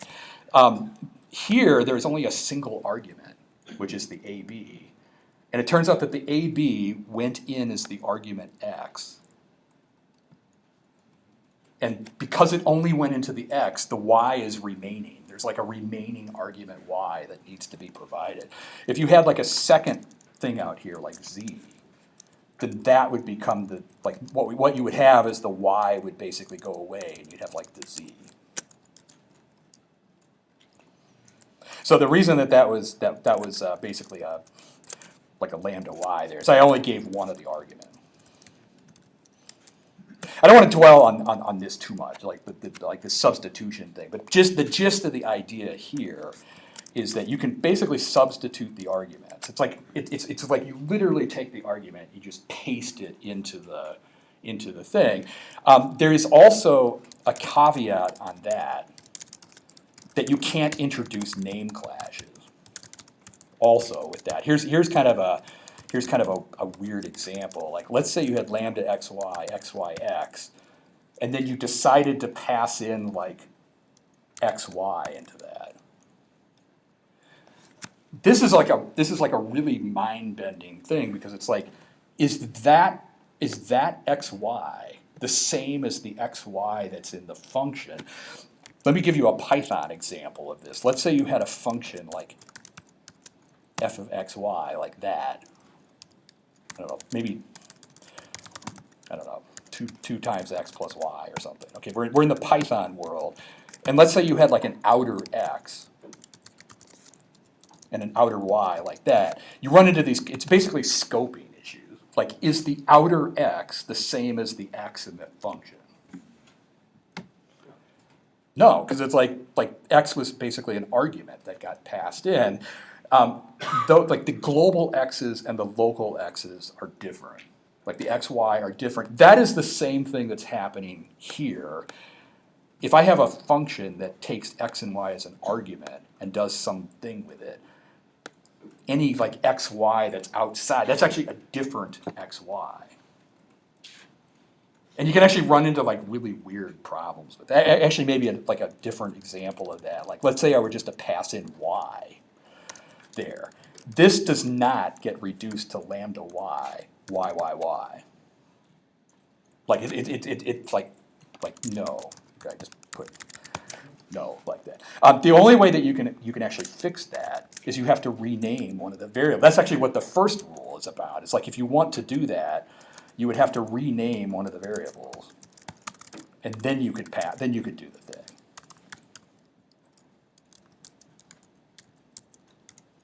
Like that. Again, I don't want to totally dwell on that, but that's another. This is getting back to your question. How's the calculus kind of coming into this? This is sort of it, where it's like you have this symbology here, where it's like you have these lambda expressions, and you can replace variables, and you can substitute things. So one of the other things that you can do. Let me just tell you what this is. This is like beta reduction. Is what this is called. On the last comment, it just needs to be x and x on the first part of that. Oh, x. Yeah. Good. Or change that to y is easy. Yeah. Okay. Yeah. Good catch there.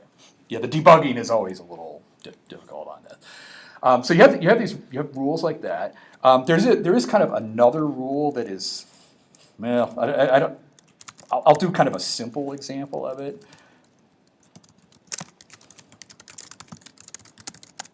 One rule is that you can make a function. So let's say you had this x equals 3 just sitting there in your Python program, or you really wanted to annoy people with it, like at work or something. You could take that and just turn it into a Lambda function that just had 3 passed into it. I mean, I don't know why you would necessarily do that, but I mean like you could just say, oh, I'm going to make a function, and then I'll pass in the argument as the value of the function. You're going to end up basically back where you started. Think of it as like gratuitous obfuscation or something like that. That's another thing that you can do with this is like introduce functions or like introduce like a variable and so forth. And so so if you look at some of the papers on some of this stuff, they actually talk about like these substitutions. So this is a slide from the Lambda calculus book from 1941. And he's sort of talking about these rules, basically. Like you can replace parts of formulas with like name substitutions, and you can. It's talking about basically symbol replacement, like substitutions and so forth. And one of the reasons why this is talking about this, you say, okay, so where's it going exactly? You have this kind of weird symbolic system and these rules for kind of replacing things. Is that in the early 20th century, there was a lot of discussion about the nature of math. Specifically, could all of mathematics be derived solely from symbolic manipulation? Like if you had the proper set of axioms expressed in symbols, could you derive all of mathematical truth from that representation? So there's a whole school of sort of formalism in math. It's like, formal systems and axioms and all this stuff. David Hilbert was one of the main figures of kind of at the center of a lot of that, basically, posing questions. It's like, can you decide any math problem by just turning the crank on a symbol manipulator? And nothing, no creativity at all. Just if you had the right set of axioms, could you just turn the crank and prove stuff by turning the crank? Would you eventually get to mathematical truth from that? And there's a whole lot of stuff that kind of came out of that work. So one question that got posed, it is this question, can all of math be derived from a formal system? Like if you had a statement from logic, this is kind of a statement of a problem. Like if you had a statement from first order logic, could you write an algorithm that would just tell you yes or no whether that statement was true or not? It's kind of an interesting idea, right? It's like, wow, that'd be kind of cool, right? I mean, if you just specify a problem and then it's like Star Trek or something, you know, like computer, tell me if it's, you know, if it's true or not, you know, that would be awesome. So it's kind of, you know, kind of posing that question, you know, is there an algorithm to do that? And you know, the short answer is no. I mean, there's a whole bunch of stuff that kind of came out of the 1920s and 30s. You know, one thing that came out was the incompleteness theorem. You know, Kurt Gödel, I think, probably butcher the pronunciation on that. Sort of, there was like a result saying that you could not prove like statements about arithmetic within a formal system. So that kind of came out. The Lambda calculus, early 1930s, was kind of in that same school as well, basically proving that you could not have like an axiomatic system that you could prove these statements. So all the stuff that we've been doing kind of emerged out of that. You can still buy the book. So this is the Calculi of Lambda conversion. It's kind of interesting to look at, but this is from 1941 by Alonzo Church. So it kind of talks about that. A lot of what's actually being talked about is just how do you mathematically describe the ability to calculate something? Like, how do you mathematically describe an algorithm? Just, I mean, that's kind of like a really weird kind of problem. Like, you know, it's like how do you describe, like, we all know what an algorithm is. It's like a step-by-step process, but like, how would you mathematically formulate that? And like, in some sense, lambda calculus is really about that. Some other figures at this time, by the way, you have Turing. So there's Turing machines also around 1936, and then one of the big results is proving that Turing machines and lambda calculus are equivalent to each other. Not going to go further into that, but just trying to put like some historical context to sort of when this took place and like what they were thinking about, and a lot of it was, you know, this thinking about math. You know, can you prove all of math through algorithms and, you know, the things that basically showing that you could not. So that's kind of, you know, some interesting history on it. Where we're gonna pick up with it here is talking about like programming. So about 20 years later, you have the creation of Lisp programming. I think 1960 is when Lisp came out. You know, in the start of the tutorial, it kind of mentions like, well, everybody calls it Lambda because Lisp called it Lambda. And if you read the paper on Lisp, it's kind of like, well, why did they call it Lambda? Like, what are they thinking about? And as far as I can tell, the only real influence possibly is the notation of the lambda. So the lambda calculus paper actually is cited in the Lisp paper, but it's kind of cited in this way where it's like, well, we're going to use lambda notation to define functions because there's some convenient features of that. The actual Lisp paper is actually talking more about AI. Like they're trying to build a system for like AI programming or some other thing. It has nothing. I was not able to see any other mention of the lambda calculus in the Lisp paper, but they're kind of borrowing the notation for it. So here it looks like they're doing a slightly different thing with the notation because they're passing two arguments in to they just kind of went their own way with it. Yeah, which you can do in Lisp. Like Lisp, you can write functions with multiple arguments. It's you know, they're sort of thinking of lambda as like a convenient way to encode functions and, you know, what are known as S expressions and other things. So the notation is sort of coming from lambda calculus, but it doesn't seem like much else is actually coming from like Lisp is not doing all this like crazy like number stuff and, you know, encoding things in that way. So it's sort of an interesting connection there, and Lisp in some way is kind of an interesting jumping off point for what we're going to do next, because one of the things in Lisp that was very focused on was list processing. I mean, that's the whole name of the language. Like Lisp is short for like list processing, right? So one question that we sort of run into is, in this lambda calculus world, is there any way to actually build a data structure Like if, let's say you wanted to do lists, right? I mean, it's like, well, how in the world are you gonna do lists?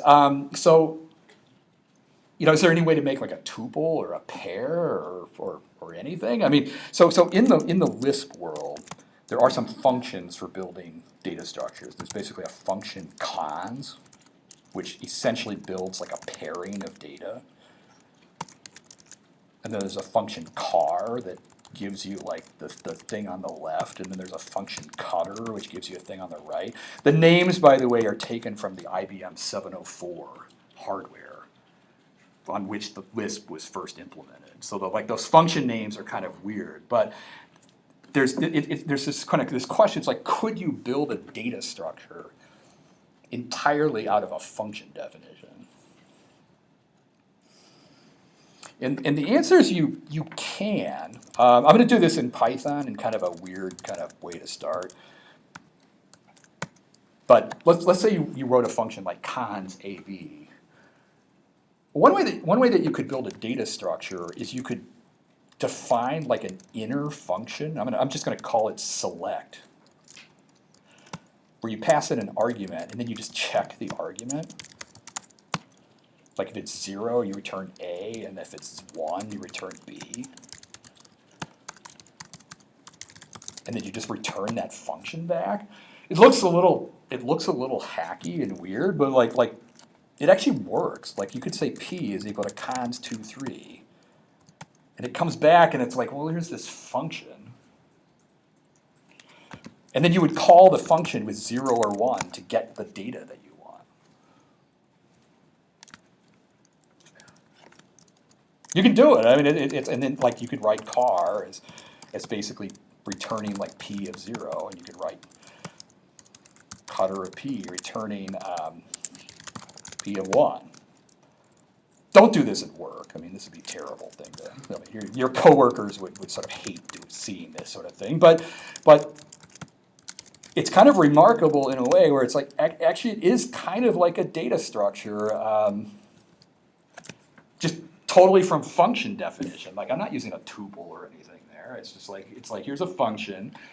It's got this weird like selector thing in the middle of it. Everybody kind of see that?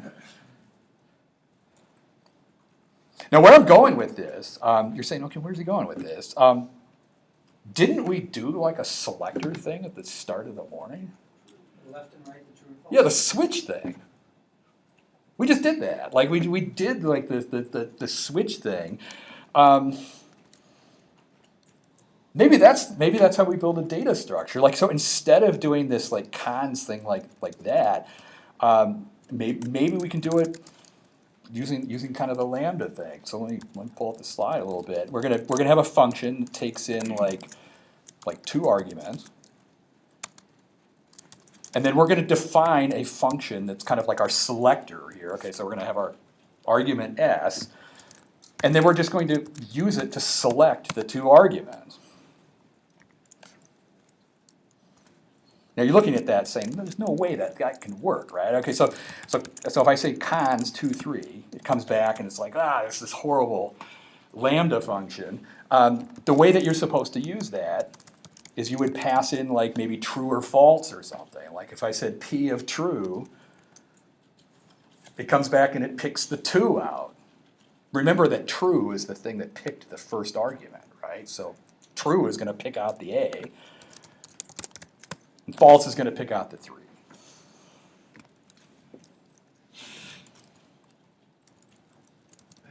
I don't know. Is that crazy or not? I mean, it's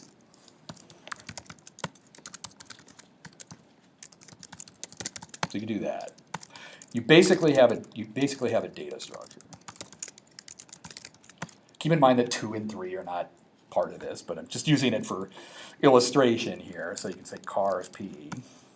We could use our numbers. You could use your numbers here. Yeah, we're not really using the arguments. We're just storing the argument. Let me pull it up again. Okay, give you a second to kind of type that in there. I think this is actually a really mind-blowing idea where it's like a function can build just from a function, you can create a data structure. Sort of out of nothingness, you know, it's like, you know, keeping, like, this is not a tuple, it's not a list, or, you know, I'm not storing any kind of data in any sort of thing that you would recognize, but it's just like, it's just pure function. You need n plus one nests where n is the number of members of the data structure, I guess. Yeah.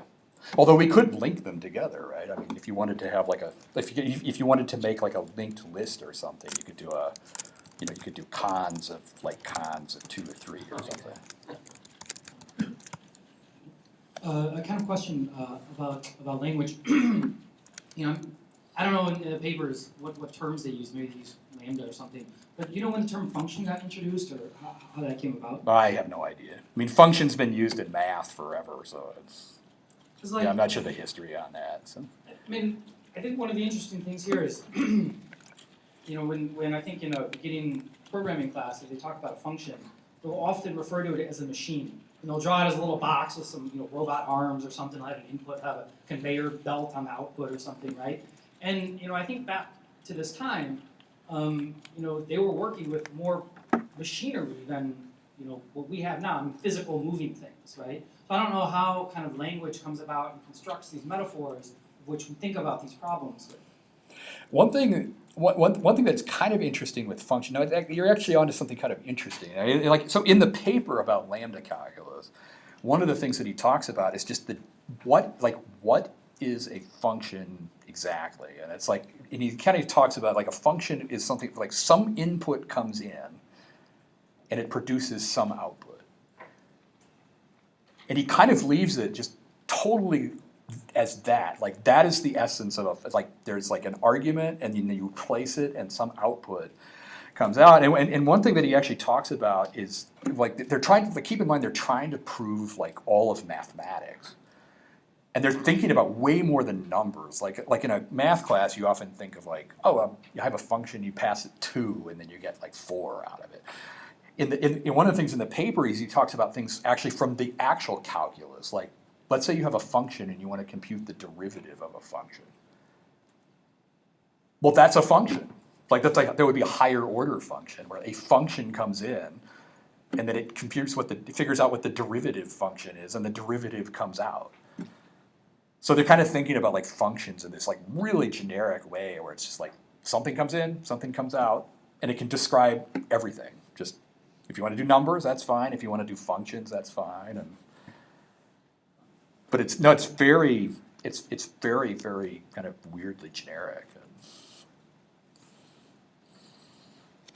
Everybody got this data thing up here? I always find this kind of deeply sort of weird. But like the first time I saw this, I was like, oh wait, wait, what? Like building a data structure out of functions like that. One of the reasons why I'm having you do this, by the way, is how do you do subtraction? And how do you get the previous number? And what in the world could this possibly have to do with pairs or data structures? So one thing that I forget, I think you might have asked it, like how do you get from the one number to the previous number? Like you have the number 3, right? So it, like here's your implementation of 3, f of x, like that. How would you get 2 out of that? Maybe make your successor function always give you a pairing. You're on the right track, actually. Now, maybe not the successor function, but one approach for this, and this is a total hack, by the way, is you could start with 0, 0 as a pair, and then you could ratchet your way up to to 3. Basically, you could essentially say, oh, I'm gonna like go up to 3. But as I go, I'm building pairs where like you have the pair where it's like the first thing in the pair is the number, and the second thing in the pair is the previous number. Maybe I could use that to figure out how to get the predecessor number.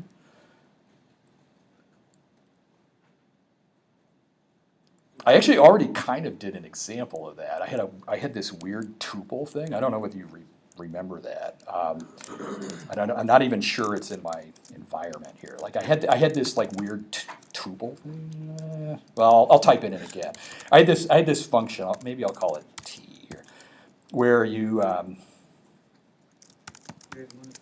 Yeah, I had this weird thing where I was making a tuple where I did like this.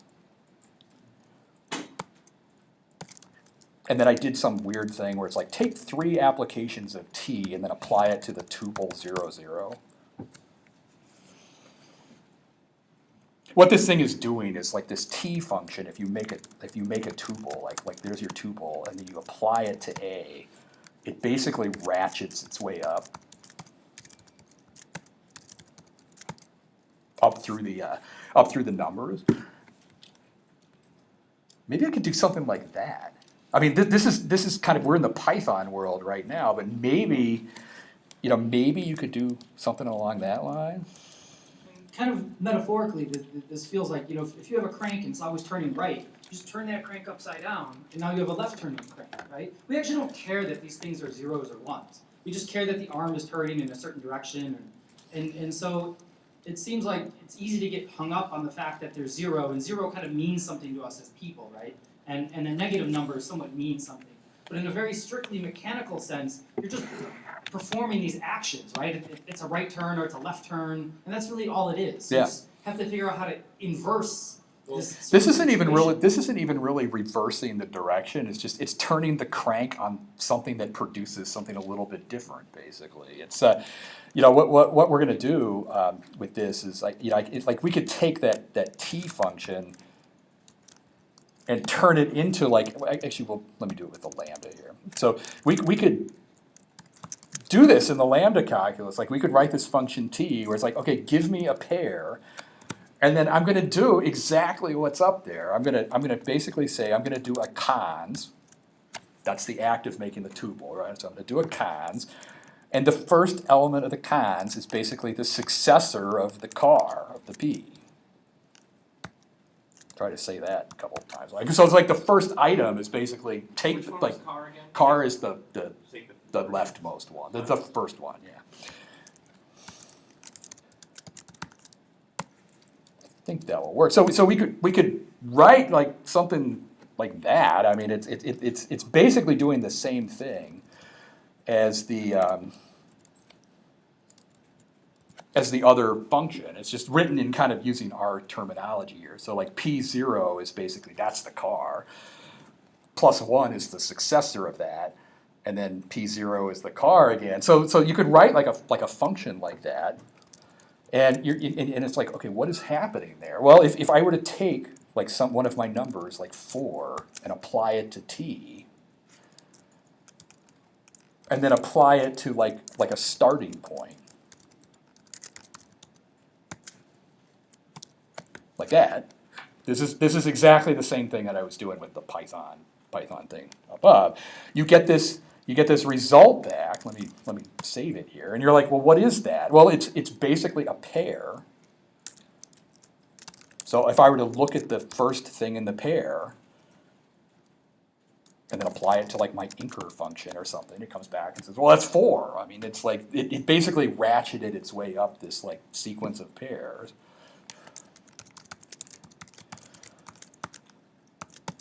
And then the second one is the previous number. Yeah, question here. I anticipate this is the next thing you're going to say, but like that means we're only storing one previous. So like, sure, we can go back to this previous one that was stored, but we still can't undo function calls. And so are you going to store all of them back to 0 all the time, right? Like, or you have to count from 0 every time? Yeah, it's not stored. This is a horribly impractical way to do this. I mean, no, it's not stored. So like if you wanted to get the previous number to like 10,000 or something, we've got to do like 10,000 function calls to get up to 10,000. And then we go back one and throw it out. But no, this is how you do the predecessor though. Like the way the predecessor works is you basically take a number, okay, so here's your number n, and you're going to apply that number to this like t function, which means you're going to ratchet your way up. You're going to go, 0, 0, 1, 0, 1. You're going to work your way up. And then when you're done with the whole thing, You just discard it and you take like the cutter out of it. Whatever the second number is, that will give you that. So it feels wildly impractical because my brain has already abstracted away the fact that a number is all of the calls from 0 up to that number anyway, Yeah. right? Like that's why my brain was okay. It's like if I've done that right, this should work. Like we had this example I think where we did like 4 applied to 3. I don't know whether you remember that. We got this crazy result where it's like, oh, that's 81. It was like doing exponentiation. If this predecessor thing is working, I should be able to say B is the predecessor of A. And the predecessor of A better be 80, unless I've done something wrong here, which it's possible that I have. Oh, I think T needs to have you need to apply T to 0, 0. So let's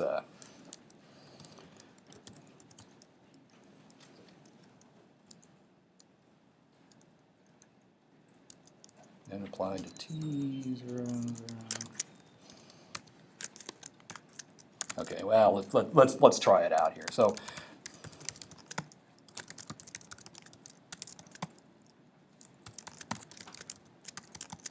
$80. Okay, so it's this is like just like mind blowing. I mean, and again, it's like wildly impractical. Like you would never in a programming language, like if you wanted to get to the previous number, you're not going to count up to the number and then go back 1. I mean, why would you do that? And in some sense, you're sort of seeing, like this is the more mathematical side of this thing, where it's like if you're just talking about pure math, it all exists in this kind of world of like infinite abstraction, and you're not like this is not an implementation so much, but it's like a way of showing that you can get to the previous number if you need to.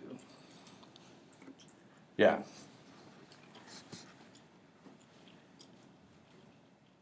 Is this kind of similar to async programming in that you define a behavior and then at the very bottom you shove an event loop into it and then let the magic work? I have no idea. You think it needs an await in there somewhere?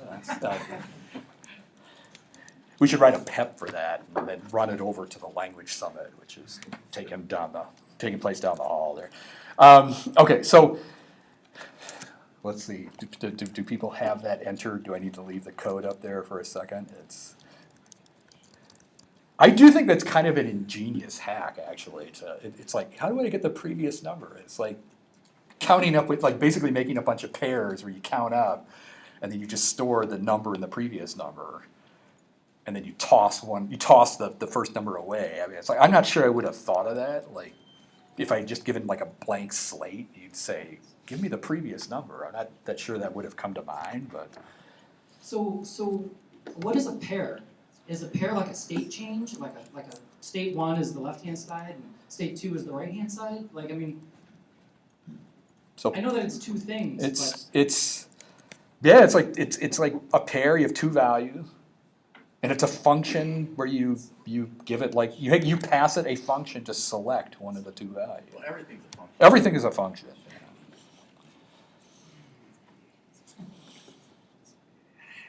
I don't know, weird. I'll leave that up for a second there.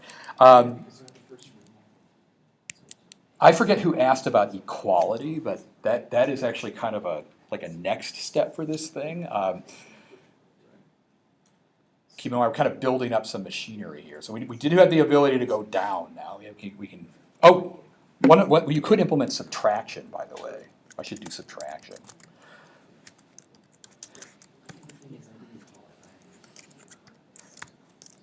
Subtraction turns out to be fairly easy. Like if I want to take 5 and subtract 3, or subtract 2 from it, how do you do that? Well, you apply the predecessor function 2 times the 5, right? So if I wanted to subtract y from x, you would just do y applications of predecessor to x. Now, you said you always have to go upwards, right? You can never start going down.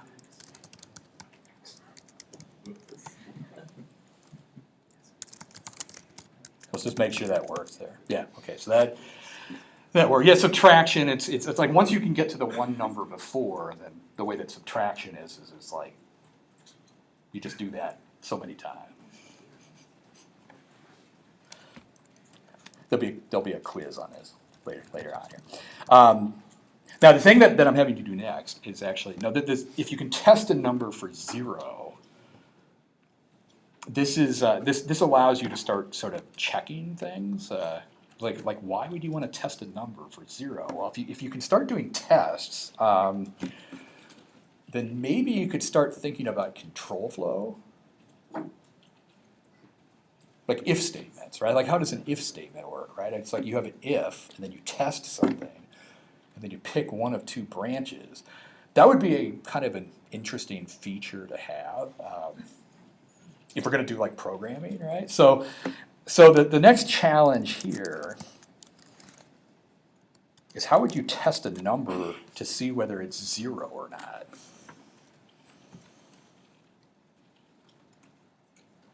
Let me give you a hint on this. Numbers, keep in mind that a number, like if I have the number 2, Is that different? it was basically that. And the number 0 was that. Numbers are always going to take like two inputs there. Do you have a question on that? Yeah. So you have. So keep in mind numbers. They always have these 2 inputs. There's always an f. There's always an x. If n is a number, then it's a function that has these 2 inputs. It has an f and an x. How would I make that return true if n is 0?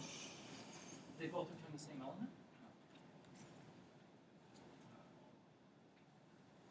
X equals sub X equals X sub X.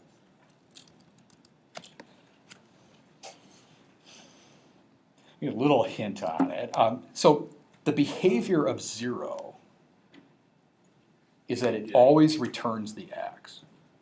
Like if you have 0, it just universally returns the x. So I'm going to do that in my is 0 check. Basically, if n is a number and it's 0, I'm just going to return true because it's like, that's what I'm trying to test, basically. If it's 0, it's true. So if n is 0, that is definitely going to return true. Still with me on that? Now the question is, what do you put here?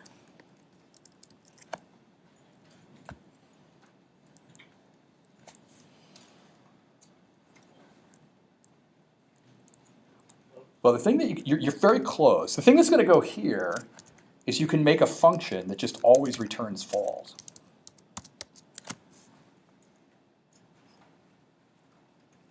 Keep in mind the second argument or the first argument to a number has to be a function. So this is a function, takes an argument, but we just totally disregard the argument. We just always return false.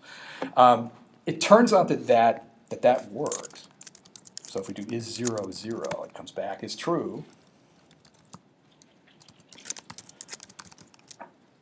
If we do is 0, 1, it comes back as false. Always comes back as false for the other number. It's essentially what's happening with that is the 0 is kind of like a special case where the function is actually never called. Like this false function just never gets executed. Instead, you get true back. So if you have any other number, then this thing gets called, and it's like, well, that's just always false.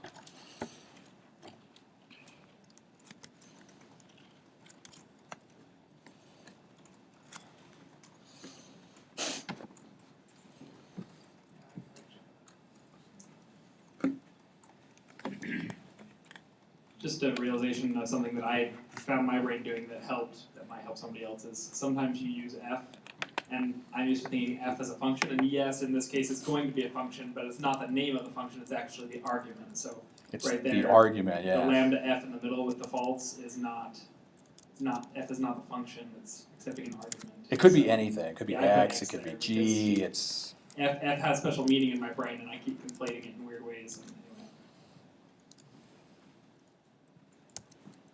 The fact that everything is a function here is just like mind-blowing, so leave that up for a few minutes here. If you put is zero, and if you just is zero with the function is zero, Oh, instead of a number. I don't know, like if I said is zero, I'm not sure what that is gonna do. Well, it comes back as true, but I'm not exactly sure what to make of it.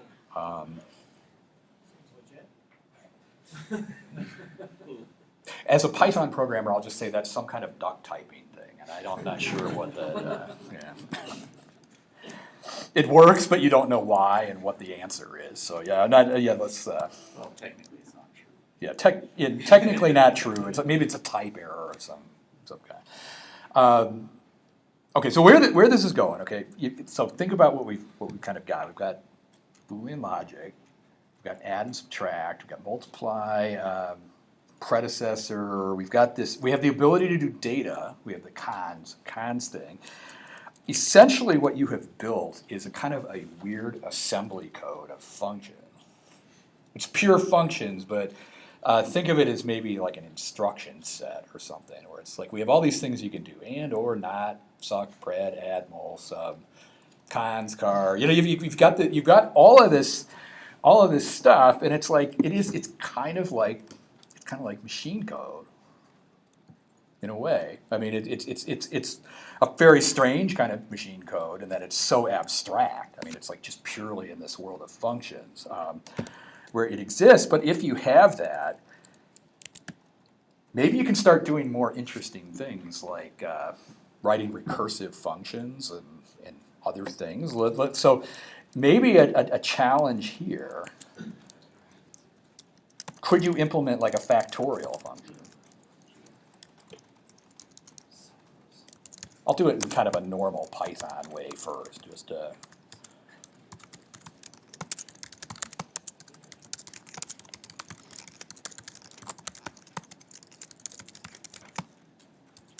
could you implement that? I mean, this is a function that's like turning the crank. It's actually doing kind of interesting stuff. Can that be implemented using the the assembly language that we had on the previous thing? And so let's actually try that out.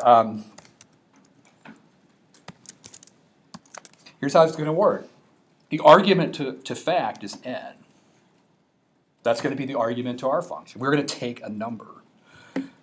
What is the very first thing that you're doing in the function? You're doing an is zero check. So we're going to do a check is zero of n.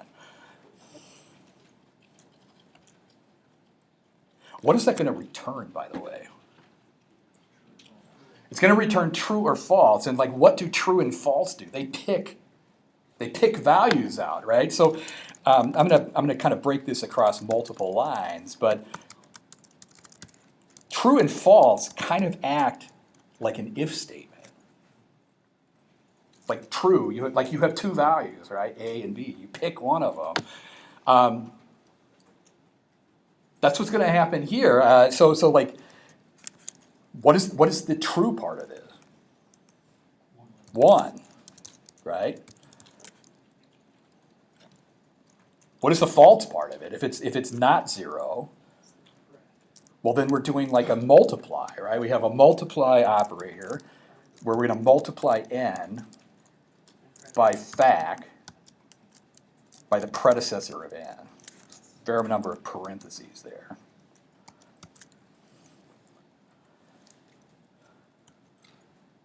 Make sure it's not a syntax error. It's kind of a, admittedly it's a little tough to kind of wrap one's brain around that, but it's almost a literal translation of the Python code into this kind of low level machine code. Is n 0? If it is, we're going to return 1. If it's not, we're going to multiply n by factorial of n minus 1, or the predecessor of n.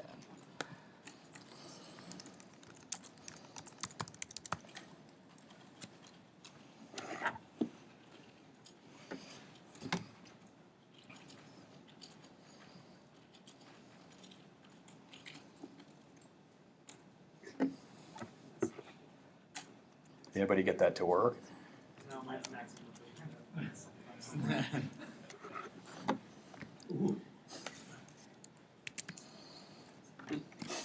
like maximum recursion. Yeah. That's just constantly keystroke away. This is- Yeah. You need to have a generator. It's kind of like the I don't know, like one of these like battle scenes, you know, where like the evil villain dies and the whole evil army dies at the same time. It's like we've kind of worked up to this point. Now the whole thing just blows up in infinite recursion, and we're like, it's like totally disappointing and so forth. So if you do that, do people get the maximum recursion thing? What's going on with that?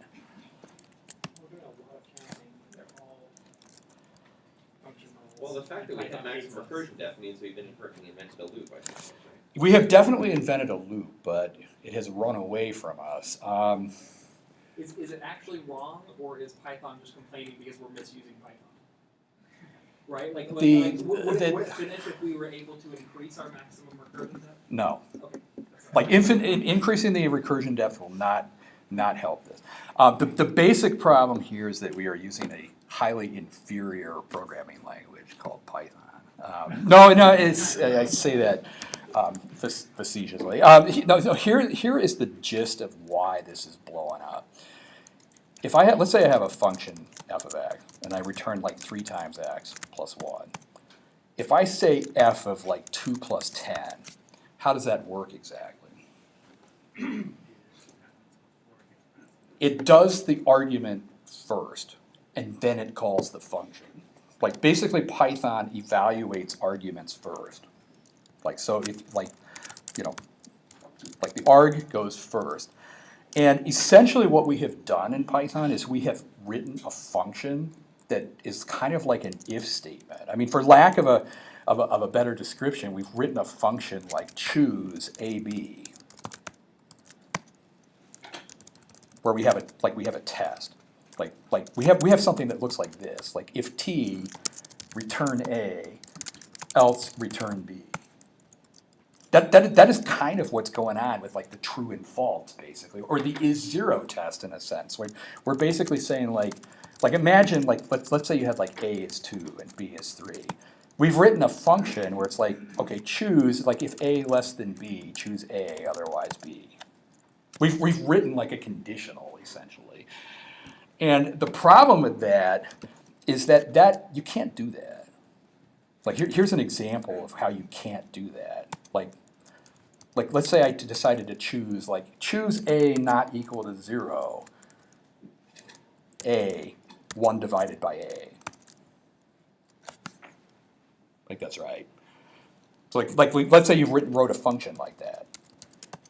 It's basically gonna blow up because it's actually trying to do both of the arguments at the same time, right? I mean, like in that function, it's basically saying, oh, I'm doing the A, and I'm doing the 1 divided by A at the same time, and like it just like explodes. Essentially, it doesn't know what to do.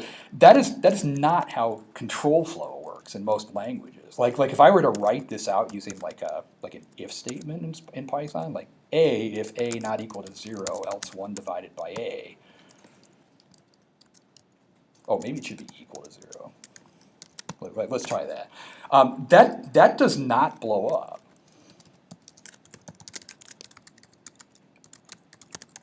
Whereas my other one does. The reason that this one doesn't blow up is that Python is smart enough to not go down the else. Like it basically does the check first, and then it decides, like, I'm going to do one or the other. And that is what is killing our code up here, is that when you do these functions like the 1 and the multiply, it's basically doing both. Like it goes down both paths, and it turns out that the second path just explodes in infinite recursion. Essentially, it has to do with Python like eagerly evaluating arguments. It's like it always wants to evaluate arguments, so it's like running away with the calculation. Is it possible to turn that off? Yes, but not in the way that you might think. No, the solution to this is actually, yeah, you can turn that off, but the question is, how do you do that? let me go to the interactive example here. So let's say you wanted to turn off 1 divided by a. This is the thing that has the 0 division. So let's say you wanted to get rid of that. How would you not do that?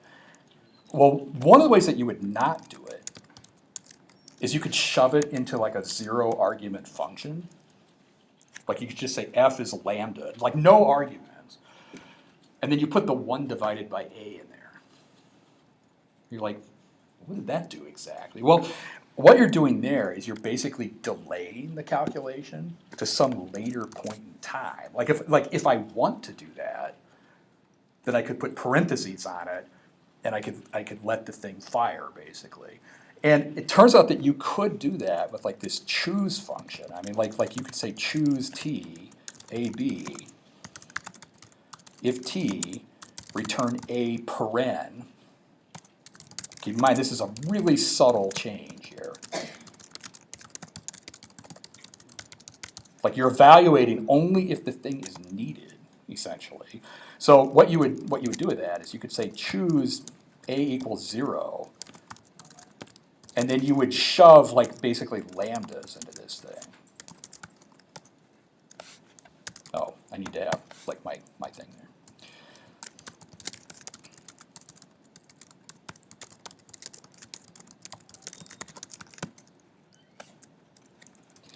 That is admittedly a little weird. It's basically addressing like a problem with Python. I mean, Python wants to like eagerly do all the arguments.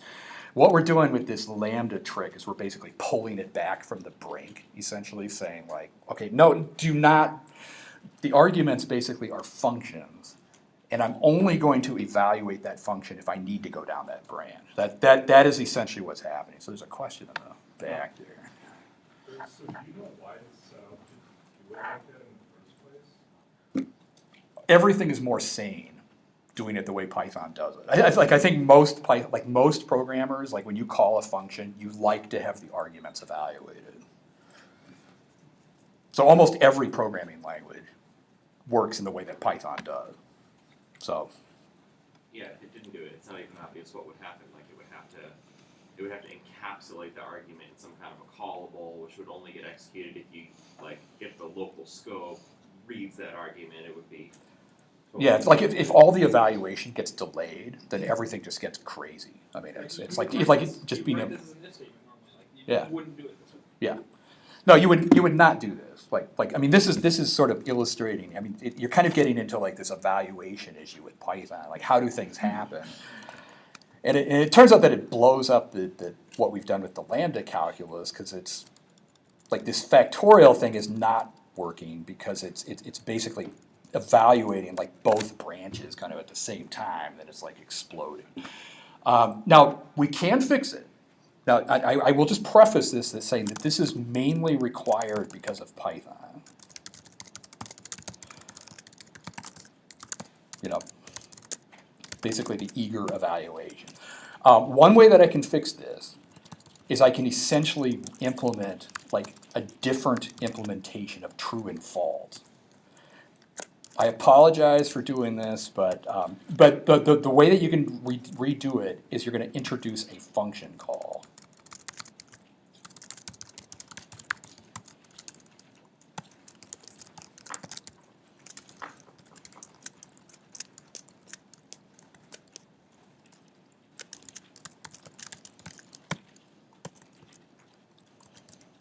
Like that. And then I'm also going to have to redo the is0 function.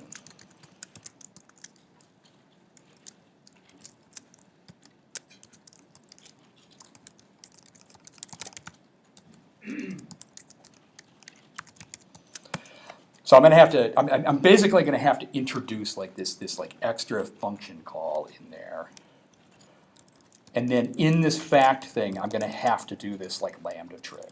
I'm not super happy about doing this. This is really not part of the lambda calculus that we're doing here. This is purely a hack to get Python to not do both branches of the if basically. So I can make it work, but I've got to do this like patch up.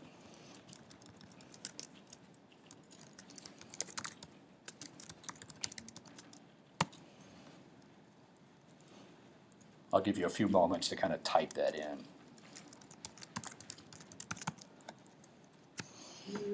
So if you do that, it's gonna work, and it's actually this concept of like when things evaluate is actually a really big deal in functional programming. I mean, if you get into some of these other languages like Haskell and all sorts of stuff, they focus a lot on this. Like, when do things evaluate? Is it evaluated lazily? Does it evaluate, eagerly? And like, when do things happen? And we're kind of facing that. We're sort of facing that here.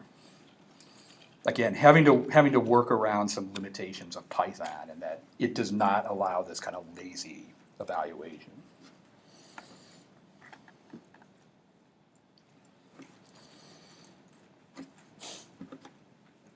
I don't know. Do you have a question, Yarko? Well, did anybody tell you that it's a requirement of teaching this class that you have to do swag bag stuff? Are you doing a swag bag? No, like promotion? You have to show up tomorrow. Here. I just wanted to make sure you don't forget. Okay. Find a Lambda in yours below. Yeah, except the end of this tutorial is it's like Thelma and Louise or something. I'm running away, and then all that. Did anyone get that to work? It's pretty mind blowing. It's like wow. Okay, Can I ask like a question? recursion here. So, yeah. I think at the beginning you said like everything needs to be one argument. Do you just get around that by having a dummy argument basically? Well, we have to break that rule. I've had to rule here to account for Yeah. Python's evaluation. Yeah. I've had to break it here, and actually you could put a dummy argument in there, but I'm not sure that it adds clarity. Actually, no, I was actually thinking about this in the preparation of this tutorial, because it's like if you add a dummy argument, then I have to put something in here. Like I could just pass like some. But doesn't that still break dumb, the rule in spirit? I mean, it breaks it in spirit. No, That's valid. you could make it work by just passing a dummy argument. I kind of felt, honestly, in prepping it, I sort of felt like this is already a hack to kind of deal with Python. And I thought just leaving it as just zero argument. Just acknowledge that, okay, this is a Python-specific hack that we have to do. It's a little unfortunate. I mean, it's like normally in the Lambda calculus, you would not need to do this because it's not, like the Lambda calculus doesn't specify like an evaluation order.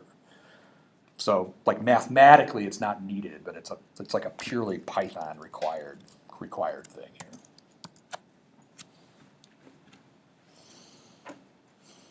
I would just argue that it's not a Python requirement, it's a programming requirement, right? Because like Sure. you said, most programming languages would do this, right? It's not, like Python does have a few things that it does that makes it weird compared to other languages. This is not one of them. This is No, like you would have to do this in C, or you'd have to do this in Scheme or Lisp. Right. I mean, Lisp In kind math, of, it it's would, like but the only place you probably would not have to, well, not the only place, but like you wouldn't have to do this in Haskell, for instance, to say do lazy evaluation and that.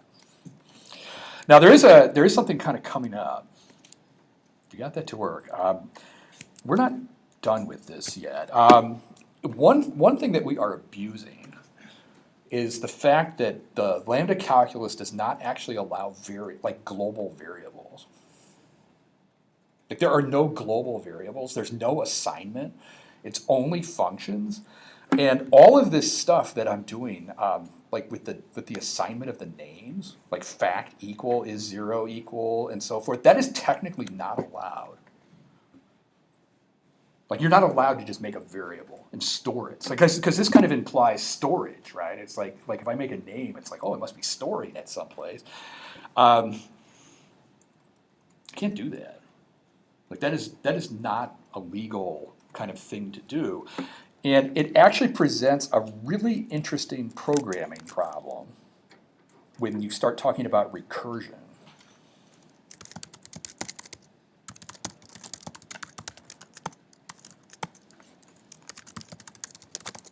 And here's why it becomes interesting with recursion. If you're doing this recursive stuff, you have to refer to yourself, basically. Like that's the whole way that recursion works, right? It's like you have factorial, and it's like I have factorial, and then a bunch of stuff, and then in the middle of factorial, I have this like self-reference, right? So is Like- that kind of like an identity function though? just returned myself. Right, but how do I get myself? No, it's a weird problem. Like I want to do this in Python for a second, but like you have this function, like let's say you had a factorial function in Python. We're going to do it with lambda here, just like lambda n, and I'm going to do it in kind of the shorter way, like 1 if n equals 0, else n times fact n minus 1. Okay, so let's say you had something like that, and let's just make sure that it works. Lambda. Okay, fact 4, 24. Here's like, okay, so here's the challenge.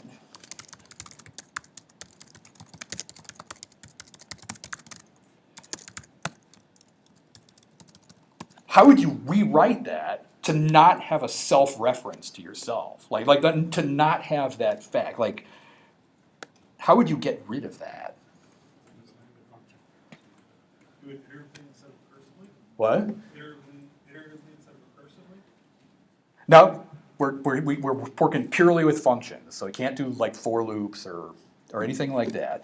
You have to use a Y-combinator? Eventually, yeah, we're gonna. You're jumping the gun on where we're heading here, so we're heading to something like that. No, it's you can't have like basically you cannot have that global reference. Like this is like that is the thing that is like we do not want that. Okay, so that's like no, we're not allowed to have that. And so if you can't have that, there's this question of like, well, what do you do there? And one of the things that you could do there is you could pass it as an argument.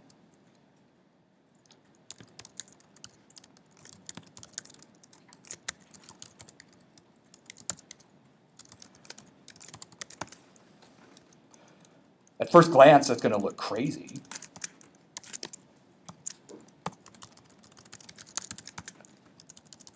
Let me just shorten it up a little bit. I mean, you could do that. You could like introduce like an extra argument there and then just pass the function in as an extra argument. I actually already kind of did a horrible trick with that. Like I think at one point I said like if you had x is 2, you could actually say x is equal to like lambda y, and then apply it to 2. As this like totally just dumb thing that you could do in code. That is kind of what we're doing here, where it's just like, okay, if I can't have the fact in there, I'll just pull it out as an argument. Wait, but isn't that a name error? You can do that? No, this doesn't work in Python. Oh, But no. I was like, okay, so you're gonna look at that and you're gonna say, wait a minute. You just like, no. Like all that happened there is you moved the fact out into this outer part. Yeah. And it's like you're like Beasley. It's like, oh, come on, man, you can't do that. Like what are you doing? So that you can't do that. Like you cannot have the fact there. Yeah. But it seems like the factorial is just a name to help us describe that particular combination of functions. There's no actual storing of global things. We just given it a name as a convenience for us to refer to that particular combination. Yeah. So anything that has that combination will then be a factorial. And if you Sure. change that combination, then it's just something else, and it's just some other name. Uh-huh. So why do we even care about storing that name? Yeah, we don't need the name. But Why do we care about globals or variables? It just doesn't even matter. Well, because you need to represent the I need to behavior. I have to. The problem here is I need to have a reference to myself. I mean, Like as in an order for implementation, factorial yeah, to work. but on the math level, who cares? Well, that's the point, right? Yeah. We're doing it in Python. So Yeah. Well, That's not Python. even kind of on the math reference, it's like if you're going to express recursion, there's kind of this like, okay, you're going to recurse, but like how do you reference the like? There's kind of a weird cycle set up where it's like you're recursing, but like how do you get a reference to the thing that you're recursing on? And it's wild. Now the solution to this will blow your mind actually. Okay, so keep in mind I cannot use fact there. Fact, that is no. Okay, so that is gone there. So the solution to this problem is to do the opposite of everything that you've been taught about proper software, and to do the opposite of don't repeat yourself. And what is the opposite of don't repeat yourself? Repeat yourself. If you need to pass yourself in as an argument, you just cut and paste the code and do it twice. But I mean, you have to That- keep and- continually cutting and pasting until you get to your 0 representation, right? No, because No, it's it's F, right? it's the first F. So argument. so this thing, the first argument is F, which is the recursive function.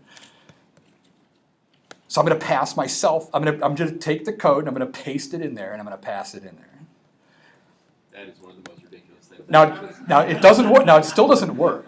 Keep in mind, this is not. If I try that, it's gonna blow up with some exception, and you're gonna, and it's like, okay, what is wrong? What is wrong there? Well, because the very first time you're doing it, it expects a function. That's the thing. You're passing it in, and which is fine for every. No, he has to every- pass in that the for function. Right? Yeah. No, the thing that's wrong here is I'm not following the API.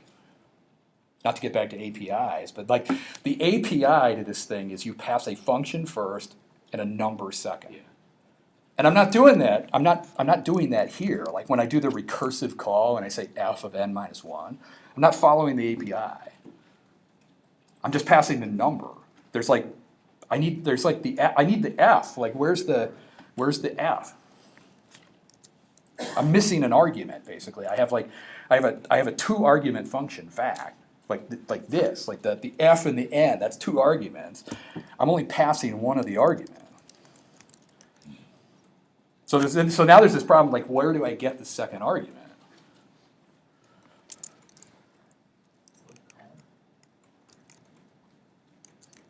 You just pass it in. I think that's what you said, you just pass f. Like f is the function. So just repeat it a third time. So you pass it, like f is a 2 argument function. It takes an f and an n. The first argument is f. And so you just pass it as the second argument, or as the first argument.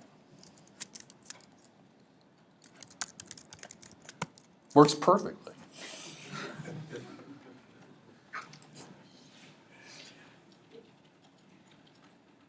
Looks a little bad, a lot bad, like having the duplicated function thing there. This is the syntax for that, right, that he was talking about? Yeah, we're gonna get to that. I guess we should do the slide update there.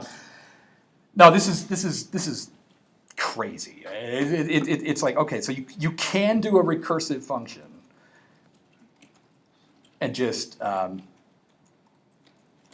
you don't need the name there. Maybe just to illustrate that the name is kind of unimportant, I could actually I could just take this code and just drop it. Let me come down here. Just drop it in like a print statement. Print function. Yeah, print function. Yeah. So you could just like print like lambda, and then drop like 5 on it, like that, and it'll work. It's just like it's like a big expression. I mean, if you really wanted to make this like hardcore, you could just put it inside an F string probably, and then it would work. I'm not going to do that, but that's it's kind of amazing.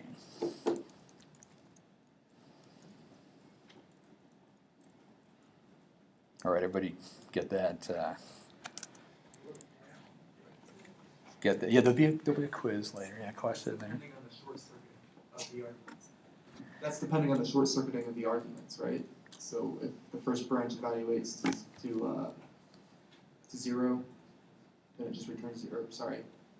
If the first branch evaluates Right. to 1, Yeah, definitely the short circuiting. We need that, like that not going down both paths, and Python is kind of giving us that. So I want to say a little bit more about that. This whole thing, the whole repeating yourself part of it, should have made you feel like really kind of awful in a way. Like normally in programming, don't want to do that, like having to repeat, like cut and paste code. I mean, actually reading that is kind of making my eyes bleed a little bit. Trying to figure that out, and I want to talk about an alternate way of doing this.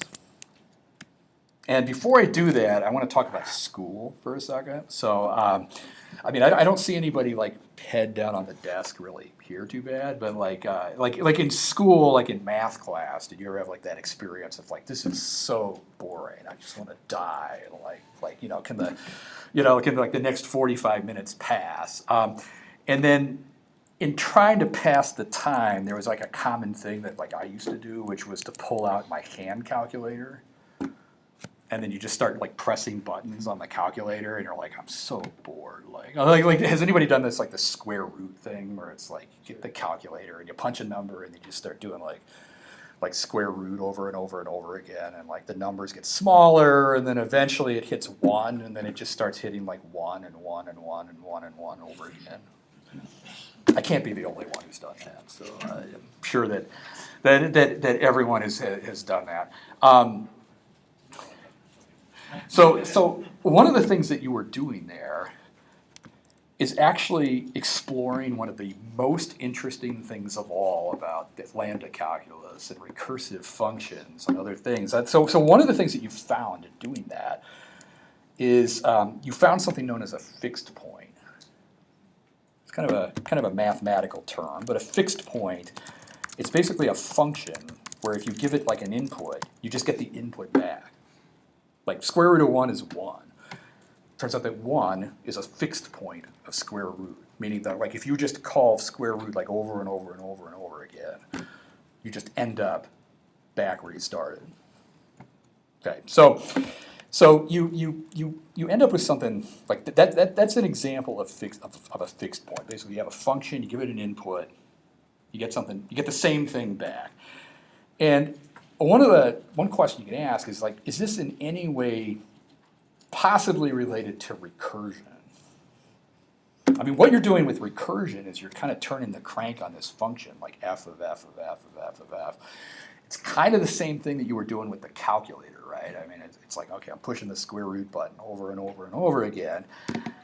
Is there anything that you can get from that? And so to talk about that, I'm going to go back to this factorial function for a second. So I'm gonna do it as kind of the lambda version of it.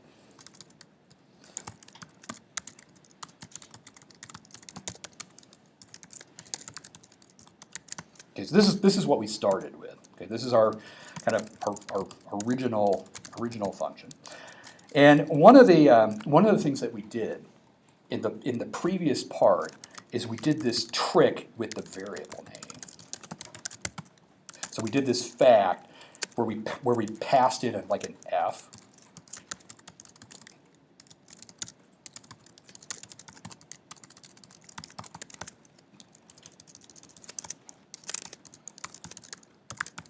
And then we did that. This was the thing there where it's like, well, that makes no sense at all. Like, I mean, like, what do you mean? Like, you have the fact on both sides of the equation there. I'm going to take out the middle part of that and put it into its own variable.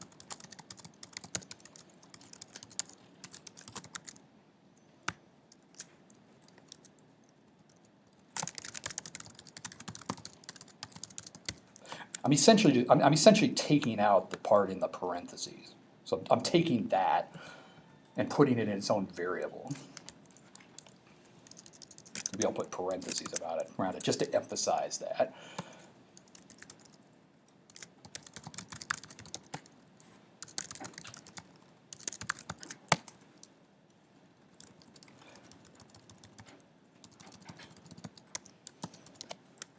So if you do that, you're going to end up with kind of this weird statement at the end. I'm going to put some comments on this, by the way, because I'm not sure that the things that follow are not going to work as Python code for a second. So, but what's happening is I kind of took the middle of this thing out, and then you end up with this relation: fact equals r of fact. people kind of see how that came about there? It's basically the sneaky variable trick where I turned fact into a variable and then kind of factored it out there. If you look at that last statement and you ponder it a little bit, it turns out that you'll realize that fact must be a fixed point of R. The whole idea on a fixed point is that you have a function where you pass it, you pass something in, and then you get the identical thing back. This is exactly the thing that we did with the square root, right? Square root of 1 is 1. This is saying that. It's basically fact, like R of fact gets you back to fact. So this R, that has to be a fixed point of whatever that, fact has to be a fixed point of whatever that R function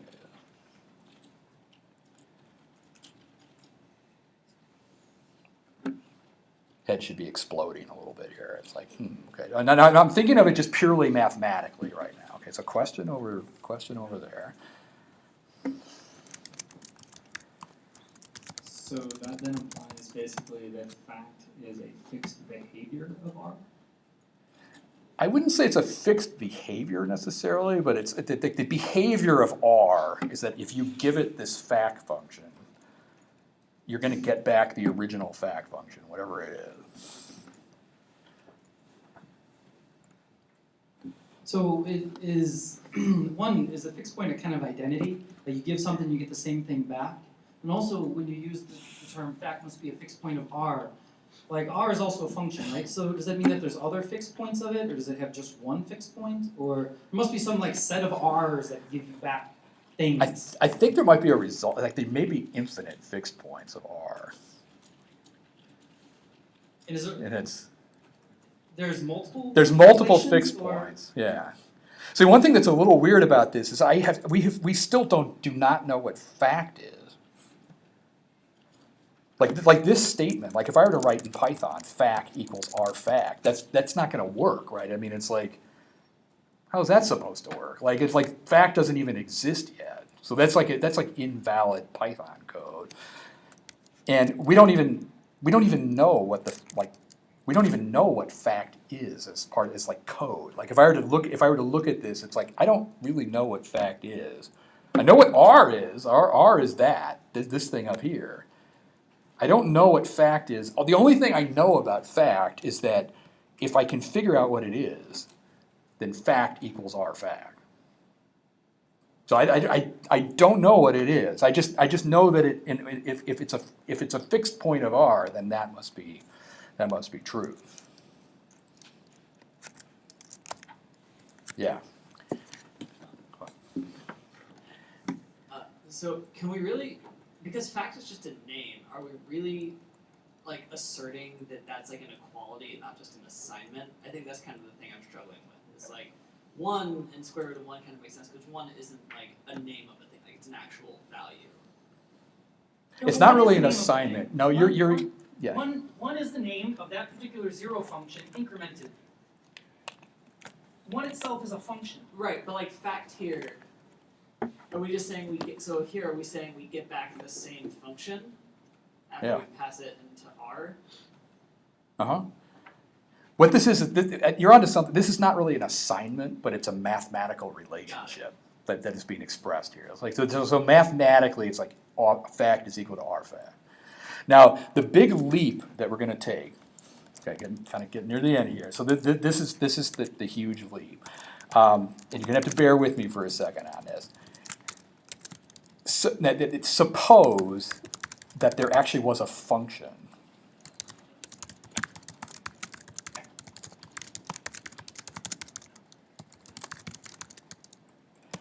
I have not told you what this is, by the way, but just this is a typical math trick, right? It's like, well, suppose that there actually existed something that could compute what the fixed point was.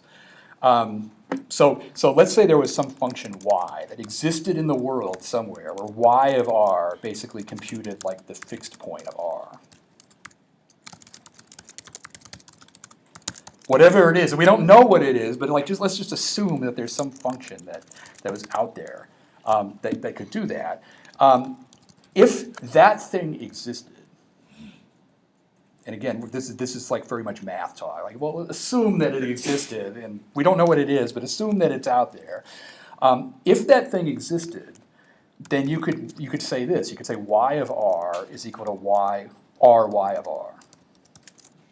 All I'm doing there is replacing fact.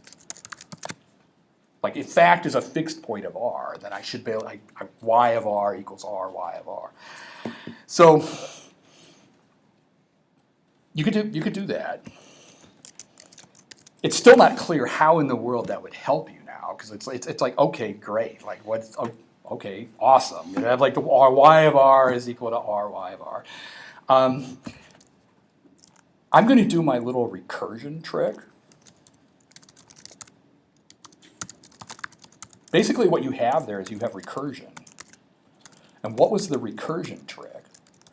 Well, the recursion trick was this thing where you pulled it out into a variable, like that. That's what we did with the fact function, right? It's like we basically said, oh, we're going to pull fact out of there, and then we're going to put it as an argument. But one of the things in the trick is we basically said you couldn't do, like that doesn't, like you can't just put the YR in there. What you have to do is the thing that you didn't want to do, which is the repeat yourself trick, right? Like when we did the fact, it's like the solution to the fact was to repeat yourself. So it turns out that we're going to repeat ourselves. Yeah, lowercase x there. Okay, so this little trick here, this is the repeat yourself trick. Okay. When we did that trick with the fact function, though, there was one other thing that we had to do. Do you remember that? Like we had to do the hack with the f. Do you remember that? Where it was like if you looked at the fact thing, we had to do this like f of f thing.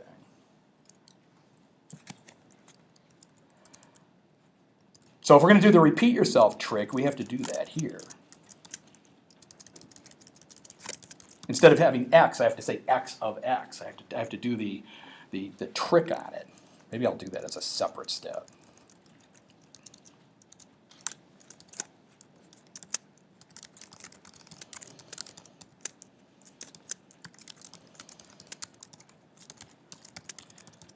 Okay, so that was that kind of necessary hack, like the extra x in there, so the extra call. And if you look at that, it's like, it's almost starting to look like a formula, actually.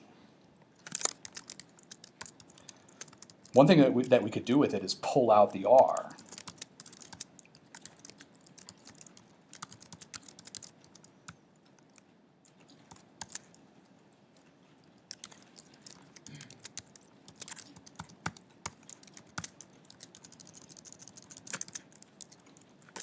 I probably have too many parentheses there.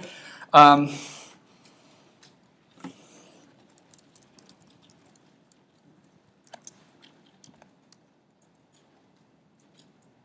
you got the r there. It looks like you have r on both sides, actually.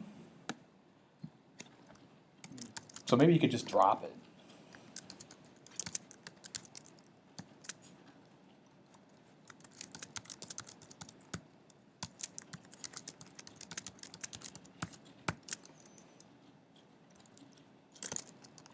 Okay, so maybe you can end up with something like that. This thing that we're deriving here, this is this thing known as the Y-combinator. So as far as I can tell, it's an invention of Haskell-Curry. It is a device basically to do recursion in like functional languages without having like self-references. It's a little like hairy to like derive that, but it's basically based in this like kind of fixed point idea, and the way that you use it is you would write out kind of like your recursive relationship here. Like you would say r is that, and then what you would do is you would just say fact is equal to y of r. And if that thing is working, it should basically produce like a recursive function for you through like serious magic.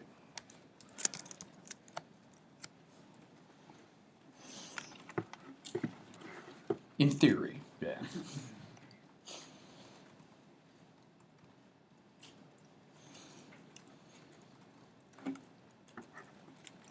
One of the reasons for doing this is like that term Y-combinator is something that's, you know, often you hear about that kind of hacker culture and stuff, and it's like it's kind of interesting to see what it is actually. I mean, it's actually a device for kind of doing recursion. If you do it, you're going to find that it does not work in typical Python style. Question in the middle there. I'm just wondering what the expanded version of the dot in the Y. Oh, it's colon basically. Okay. Yeah, it's colon. Thank you. We're getting near the end. We're almost done here. If you type that up, you are going to find that it does not work because of an infinite recursion error.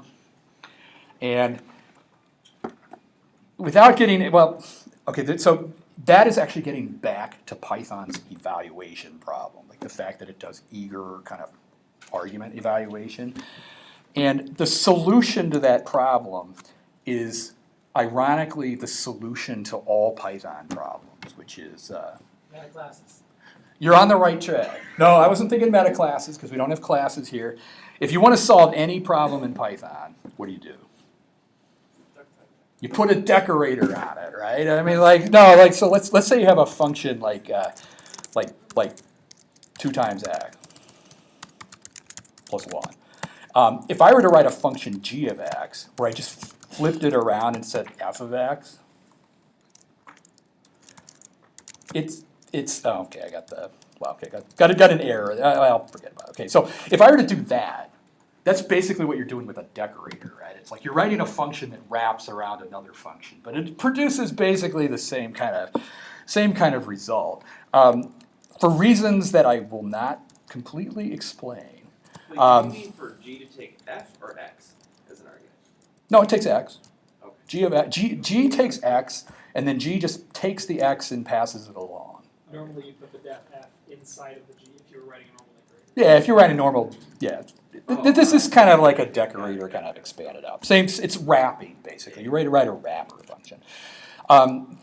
It turns out that if you do that, you can do this in kind of the lambda calculus. It's going to look a little weird, but what I'm going to do is I'm going to take an f, and then I'm just going to introduce like an extra argument,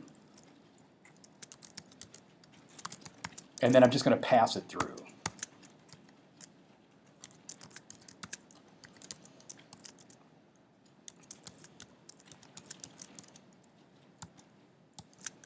I have a feeling I'm probably missing a parenthesis in there somewhere, but let's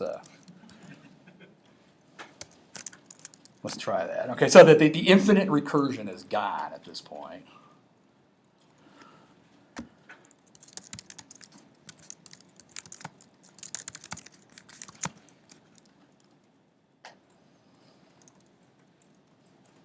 Seems to be working there.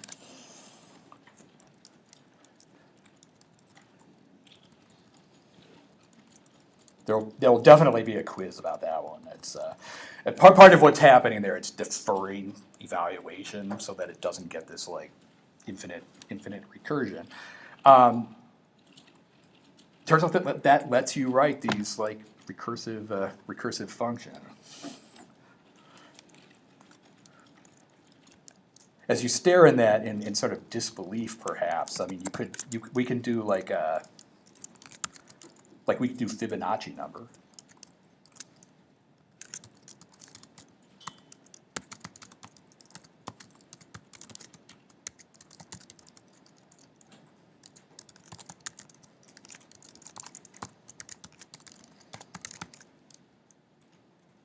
This is kind of recursive, like Fibonacci things. You can like say fib is equal to r, like y r1, for instance.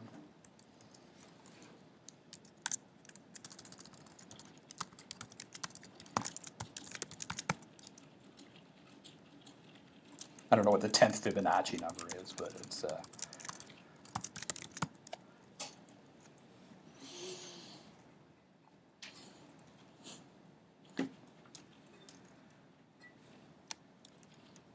yeah, head's fully exploded here.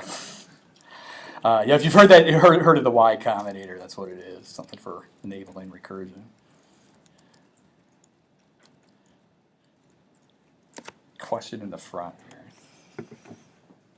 So I'm trying to think like what is the relationship of all of this and this kind of function substitution to the idea of currying, right? Which is obviously named after Haskell B. Curry, the language, right, and all that. Which I mean, informally, I always use kind of currying as freezing a particular parameter of a multiple parameter function until you either get to, if you had 4, now you have 3. If you have 3, you have 2. Eventually, you either get to 1, which is kind of how we started with these one function parameter functions, or maybe you just get to 0, which then becomes just the callable itself.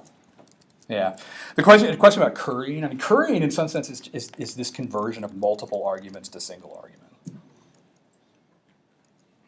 I mean, so that's is just this yeah. giant currying of this multiple substitution of replacing until you get to one function, which is factorial then, right? Yeah. That takes one argument. Yeah, I don't think recursion is necessarily related to the currying thing. I mean, the currying is more of just that, like, all functions take one argument. And then, instead of having multiple argument functions, you can have the one argument function. It's actually kind of interesting that you would bring up currying, by the way. We're basically at the end, but I'm going to make a few comments. This business with combinators is actually the work of another guy. There's this Moses Ilyich Schoenfinkel, who's kind of known as the inventor of combinatory logic. And it turns out that all the Lambda calculus papers reference this guy. Curry built on his work. It turns out that this guy is the one who invented currying, actually, in the 20s. Like, so he's actually much earlier, and it's like cited in the papers. It's sort of a sort of interesting story on this. It turns out that you can actually get rid of the requirement of defining new functions and derive all of lambda calculus from a few so-called like combinator primitives. I'm not going to get into that here because I don't fully understand it yet. It's like my head's already quite exploded on the previous stuff. But this is kind of an earlier thing. This guy's kind of interesting, actually. His story is sort of tragic. I think he went insane at the age of 28, and then all of his math papers got burned for fuel, like in the Russian winter in like 1942 or something. So like not a lot of information is known. I mean, he has some papers, and he is cited by kind of Alonzo Church and some of the papers on lambda calculus, but sort of interesting. So some final comments on this. Okay, so we're basically at the end. And I was trying to think what to even make of this tutorial. I mean, I think having seen this the first time, I was just like, this is just insane, and like why would you do this? And like in the description of the tutorial, I was like, you're not going to do anything practical in here. Like I don't see you walking away just saying like, oh, I'm going to implement my web app using lambda calculus or something. So like no. Like, I mean, you're not going to make a programming language that literally operates in this way that we've described. But I think there's something kind of interesting about it. I mean, one thing I think is interesting is I think a lot of the mainstream programming languages are kind of based on this abstraction on hardware. Like if you think about Python or C or Java or something like that, like so much of it is like, well, you have like operations, you have memory, and you have pointers, and there's this idea of the hardware running machine code, and there's a whole bunch of stuff that's going on under the covers. And I think as a programmer, it's kind of useful to have that as a mental working model. Like, oh, there's memory, and there's arrays in memory, and there's this stuff going on. I mean, even though that's your model, you're not writing machine code usually. I don't know, is anybody writing machine code in here? Like assembly code? I mean, we're at a Python conference. I'm not writing machine code. But I'm probably thinking about the machine though. Like if I'm doing NumPy or something, I'm thinking about memory and arrays and all this stuff.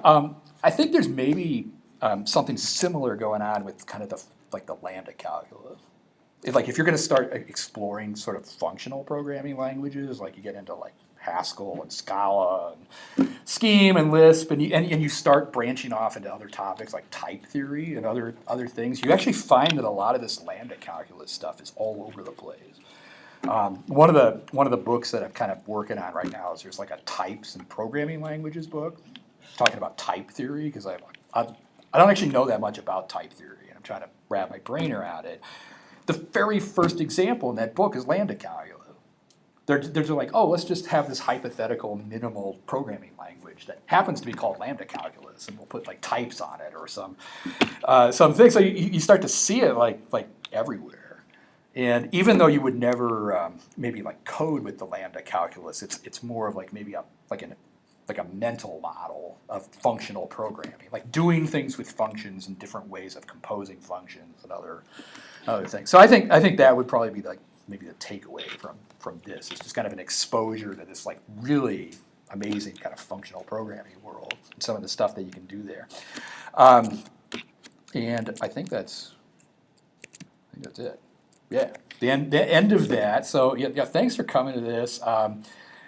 Just as a little background, if you're interested in kind of getting more into this kind of stuff, the avenue for me getting into it is I started doing some study of this structure and interpretation of computer programs book, or the famous the SICP book.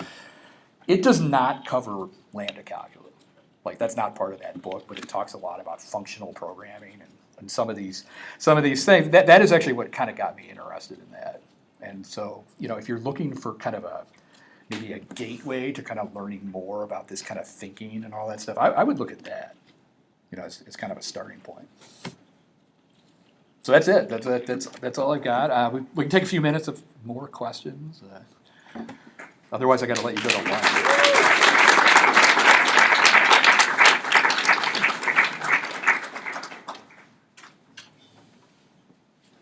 All right. Thanks for coming.